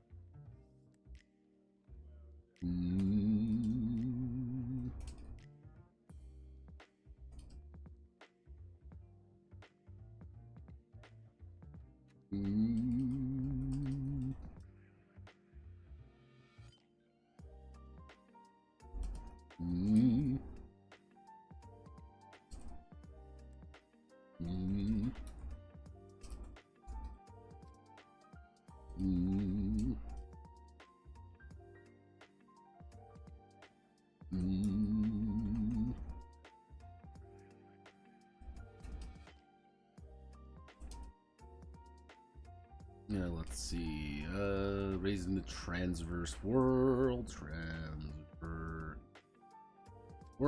Don't know anything else. Technology becomes more difficult to maintain as science becomes magic and magic. Religious doctrine. Religious doctrine. Times change. People change.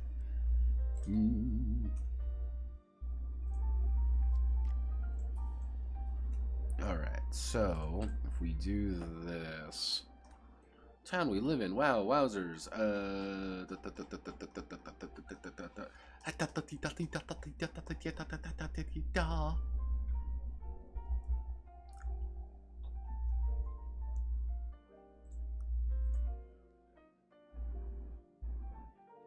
Okay, so what we get to do is I'm going to select all of these.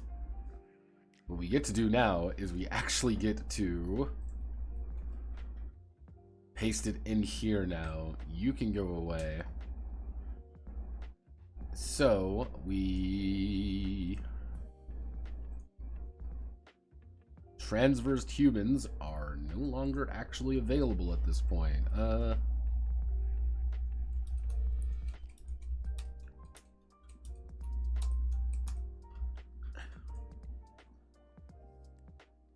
Actually, oh, you know, you know what? No. You know what we're gonna do? We're gonna add in transversed humans, and I'm gonna make a note about them though, saying they are not very common.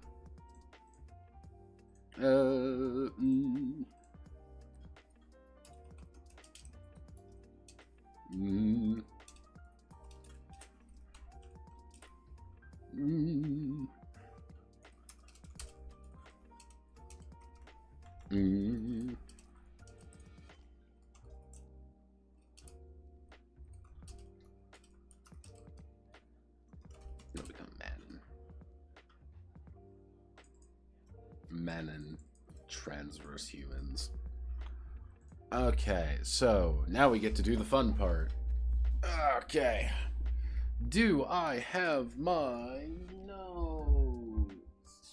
Did I put my notes up there?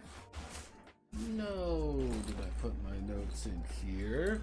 No. Okay, I'm going to stand up now. You're going to hear some wonderful noises from one Notepad and on. Stands up. Ah, God. Sweet baby Jesus. Ooh.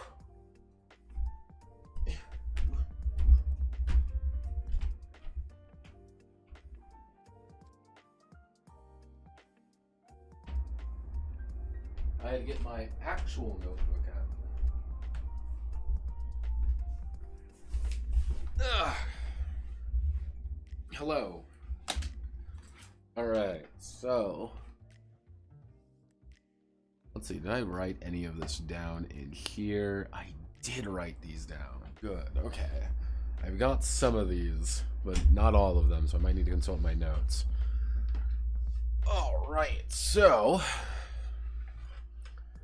what we're going to do is grab the snipping tool. God bless the snipping tool.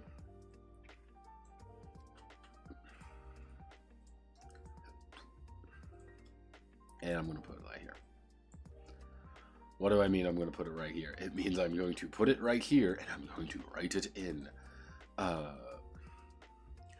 Elf A B B E C C D D Dwarf F C B E B E A Beast Person. Beast Person is C C D B C C C C. We got transverse humans. We've got orc. C C E E C C A. Actually, we do B. We increase you to D. There we go. Then we have to get to the exotic races. Let me grab the exotic race chart.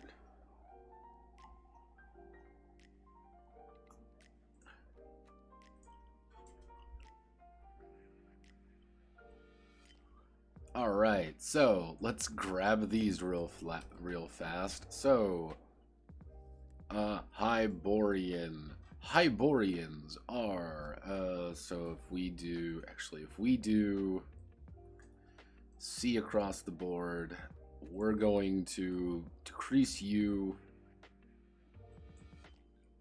increase you.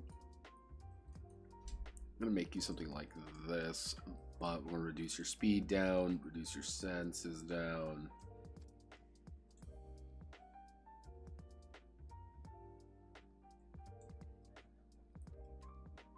So that's fine. Gnome S aura.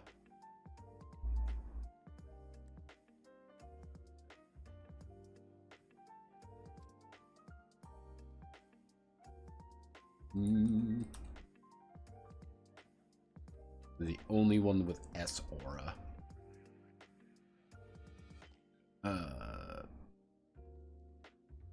E martial artin.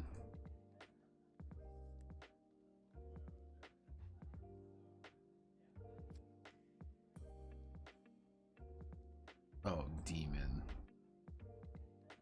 Demonkin. There we go. Demonkin. A class that. B. Mm.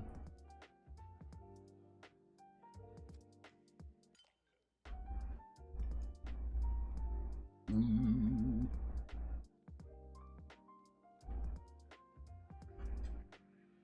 Kin, so Dragonborn. Mm.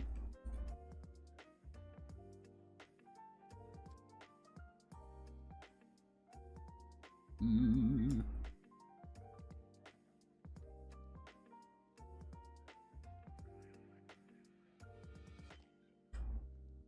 Mm.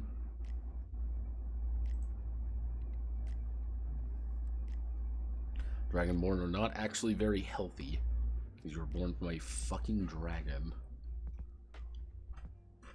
Let's do. So we are. We already have Madden actually, so we need to rename you to. Halflings. Other names. What are some other names for halflings?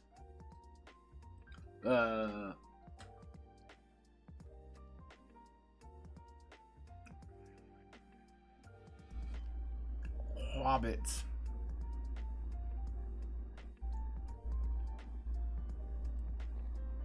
Mm.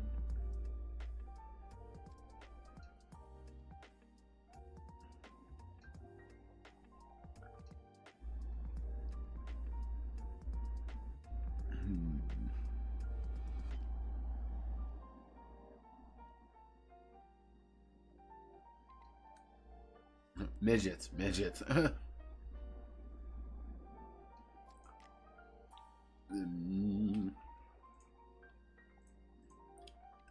Actually, no, we can call them. Call them the Shirens. What are you, Shiren? Why? Because I'm from the fucking Shire. Shiren. They have dog shit aura. They have decent dexterity. They are not very smart. Good personality. Not very good sense. Pretty average speed. Not very strong. Pretty healthy. These are not balanced at all. I'm just randomly putting things in at this point. Golems. F aura. D.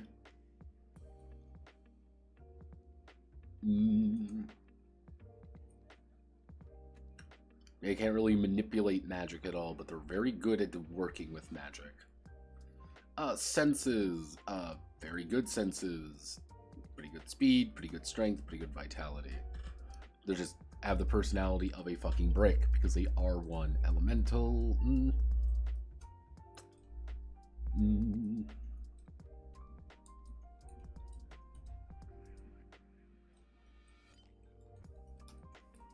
Elementals are pretty standardized. They have just a little bit more aura than personality because they're just very much embodying a personality type. Wakizashi. Wakizashi do not believe in magic.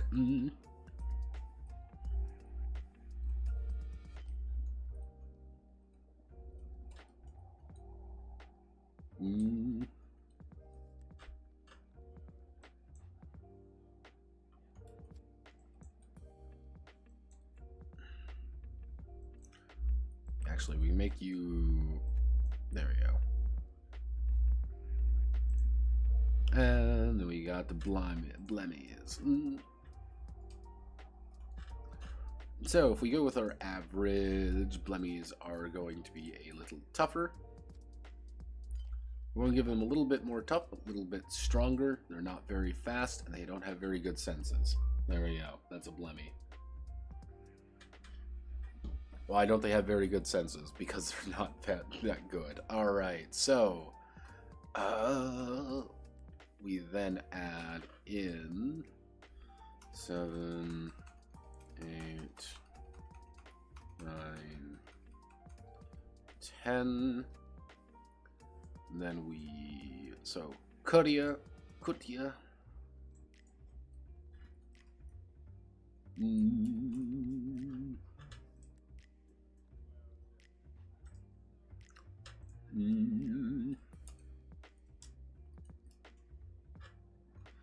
Savage, we get 2 pluses and a minus, so you have less personality, but actually we'll do speed and strength.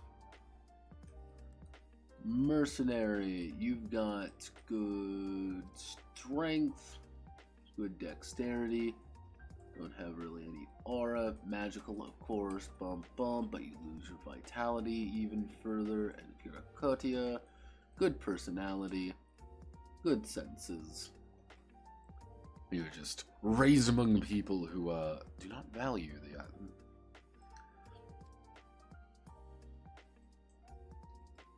because we expand. The secret here is that we are expanding the life path, because that's the gimmick here, is that we are expanding the life path now. Why? Because we are in a new environment, we're in a new place, and because we are in a new place doing new things for new reasons, we are learning how to be different people. And so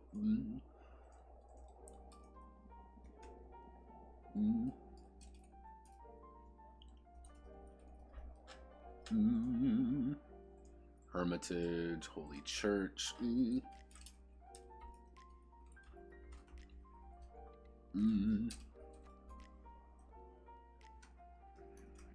Courtly Knowledge. So we have 2. We have a plus and a minus. So if we do Adventuring Guild, that means you're like that, but you have you're not as smart. Actually, you're pretty.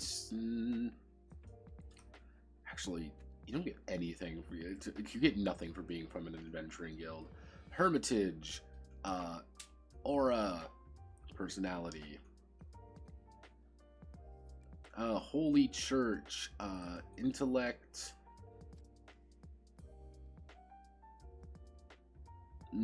Actually, intellect, but you are nerfing your ability to do that. Courtly Knowledge, more personality. However, sap your strength. Actually, sap your vitality, because you just lived there. Yes, Adventuring Guild gets fucking nothing there. Why? Because, well, yeah, that was your life. Everything is fine. You weren't gimped in any way. Nothing about Miria's ability changes. Technically, this should be class power. Yeah, nothing about this changes here. Finishing, there's its career.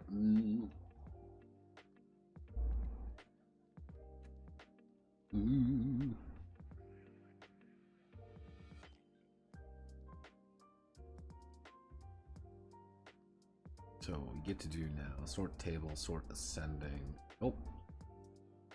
Grab you, pin hetero, sort table, sort ascending. Okay, so I'm gonna put a Miria's note here.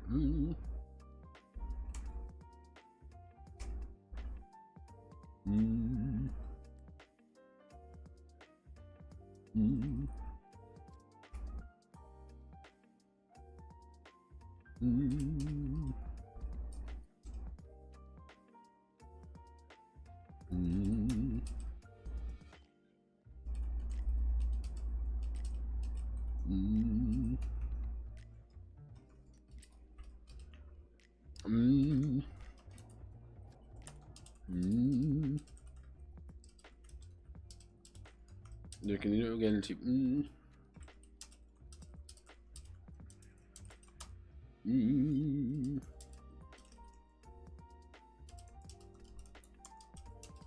Mm.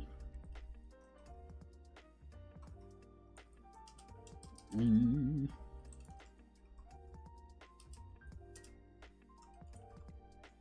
Mm.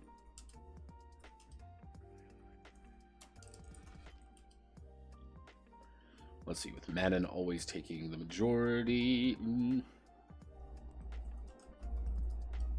Mm. Mm. Mm.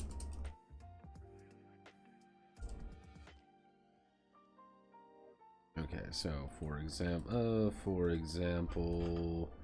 insert table to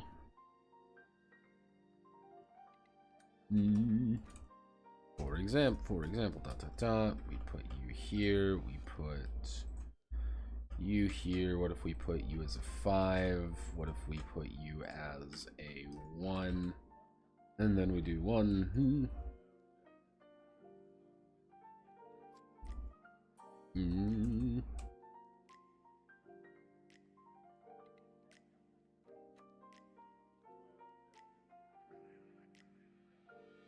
Mm.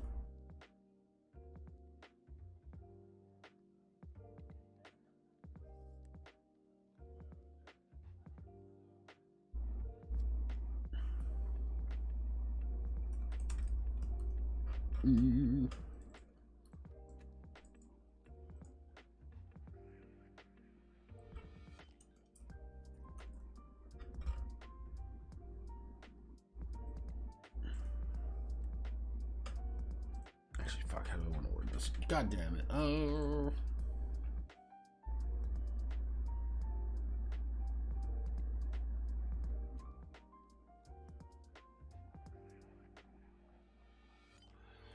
Oh, the making of. I know what needs to be done for the making of. My goal is next month I want to make at least one making of video. I'm going to try to get 3 videos out next week. No, not next week. Next month. My goal is to get 3. I want to get a making of video done. I want to get the little opinion, and I want to do. Effectively, Toonpunk took kind of a bit longer than I had planned because Toonpunk. I wrote Toonpunk script out, and I like Toonpunk script. I need to make it better. It's very close. It's very close to being perfect. How long do you reckon we'll still be on this project? It took a little bit longer than I had planned. I think that, like, the big thing with this one is that there was just a lot of stuff, and that took time, and this last week has been pretty brutal at work. My goal is... I have everything else set up. I can finish it by the end of the week. Will it be on stream? Probably not, because there's not that much left to do at this point. That's the joke, almost, right? There's not actually that much left to do. There's no if any of these turn that to a D6.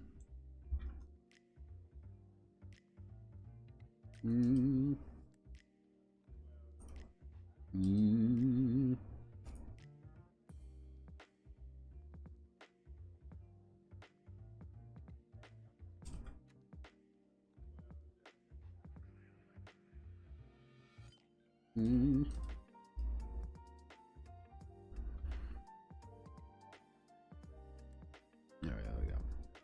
So if we have an L, for example,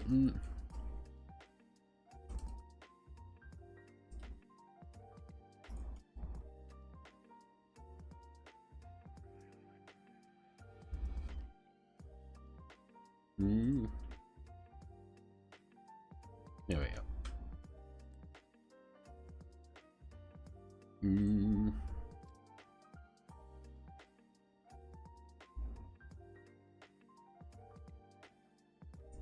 This is just a bandage. Yeah, I'm not gonna lie about that. This is a bandage. Yeah, there's not too much left to do at this point. What needs to be done is I need to finish this section up, obviously. Let's see if I can find.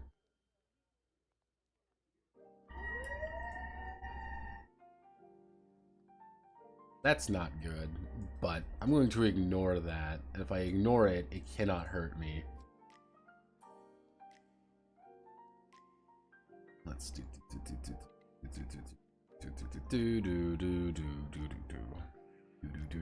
Okay, yep, nope, it broke.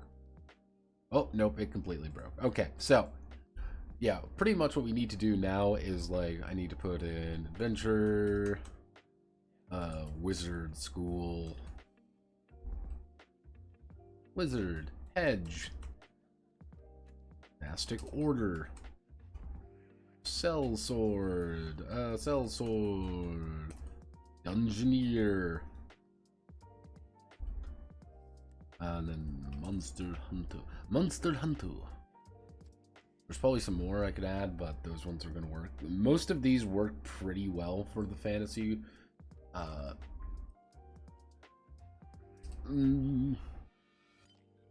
For the actual like fantasy world stuff, just need to write. This is a lot of writing work, not a lot of like, ah, cool. This is fun and exciting. No, this is cool. Let's wait and do fucking nothing.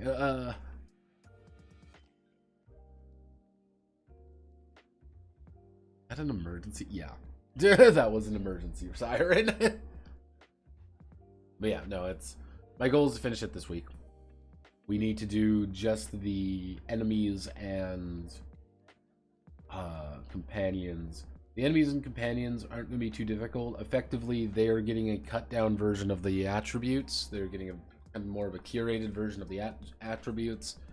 They get an ability or two, and that's pretty much it. Nothing too exciting. I did get burnt out on this pretty hard, not gonna lie. But yeah, next week we'll be working on Shining Shrine Maiden if it fucking kills me. I want to get more done this month, but it is what it is, kind of thing. So yeah, first and 2nd of September is we'll be working on Shining Shrine Maiden. That won't take too long. I'm expecting 2 weeks. The problem with Shining Shrine Maiden as of right now is that I just need to find how to do the map correctly, and that's a pain in the ass. I'm not gonna lie, that's a pain in the ass. I know how to do it, I know how I want to do it, it's just doing it. But yeah, no, it's... Right now we are in the draw the fucking owl phase. And I'm drawing the fucking owl. Okay, I'll even put like... There we go. Something really basic. But yeah, we're pretty much done. If I really wanted to, I could probably write it all, but I need to go now. I don't need to go, but I should go and try to get my money back. But yeah, as you kind of see, like, all of this is done. Everything, most of the game is done at this point. Right now, what needs to be done is just busy work, and that's what it is. It's busy work. And busy work takes time. And that's the main... One of the problem with the game like this is a stuff game. This is not a do thing game. And it's like, alright, what do we need to do? We need to add more stuff.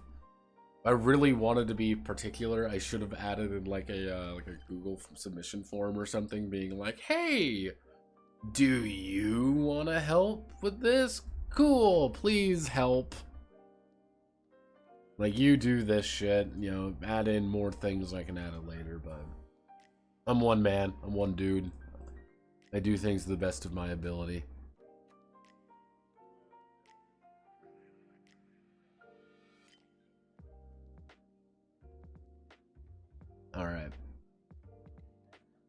I am, as they say, away. So, Godspeed, good luck. I will see you all on the other side. Toon Punk video. If I do the audio tonight, my goal with the Toon Punk video will be getting it out by the 1st. That will be my goal. I will try to get it out by Sunday. It's not a very long video, and I don't think it... The Toon Punk video isn't even fun. It's just like, this game sucks. Not in a fun way. Yeah, I'm gonna try to get as much done as I can. I gotta do the audio tonight for that. The script's all done. I've even got some of the assets done, but... It is what it is. Alright. I am, as they say, away.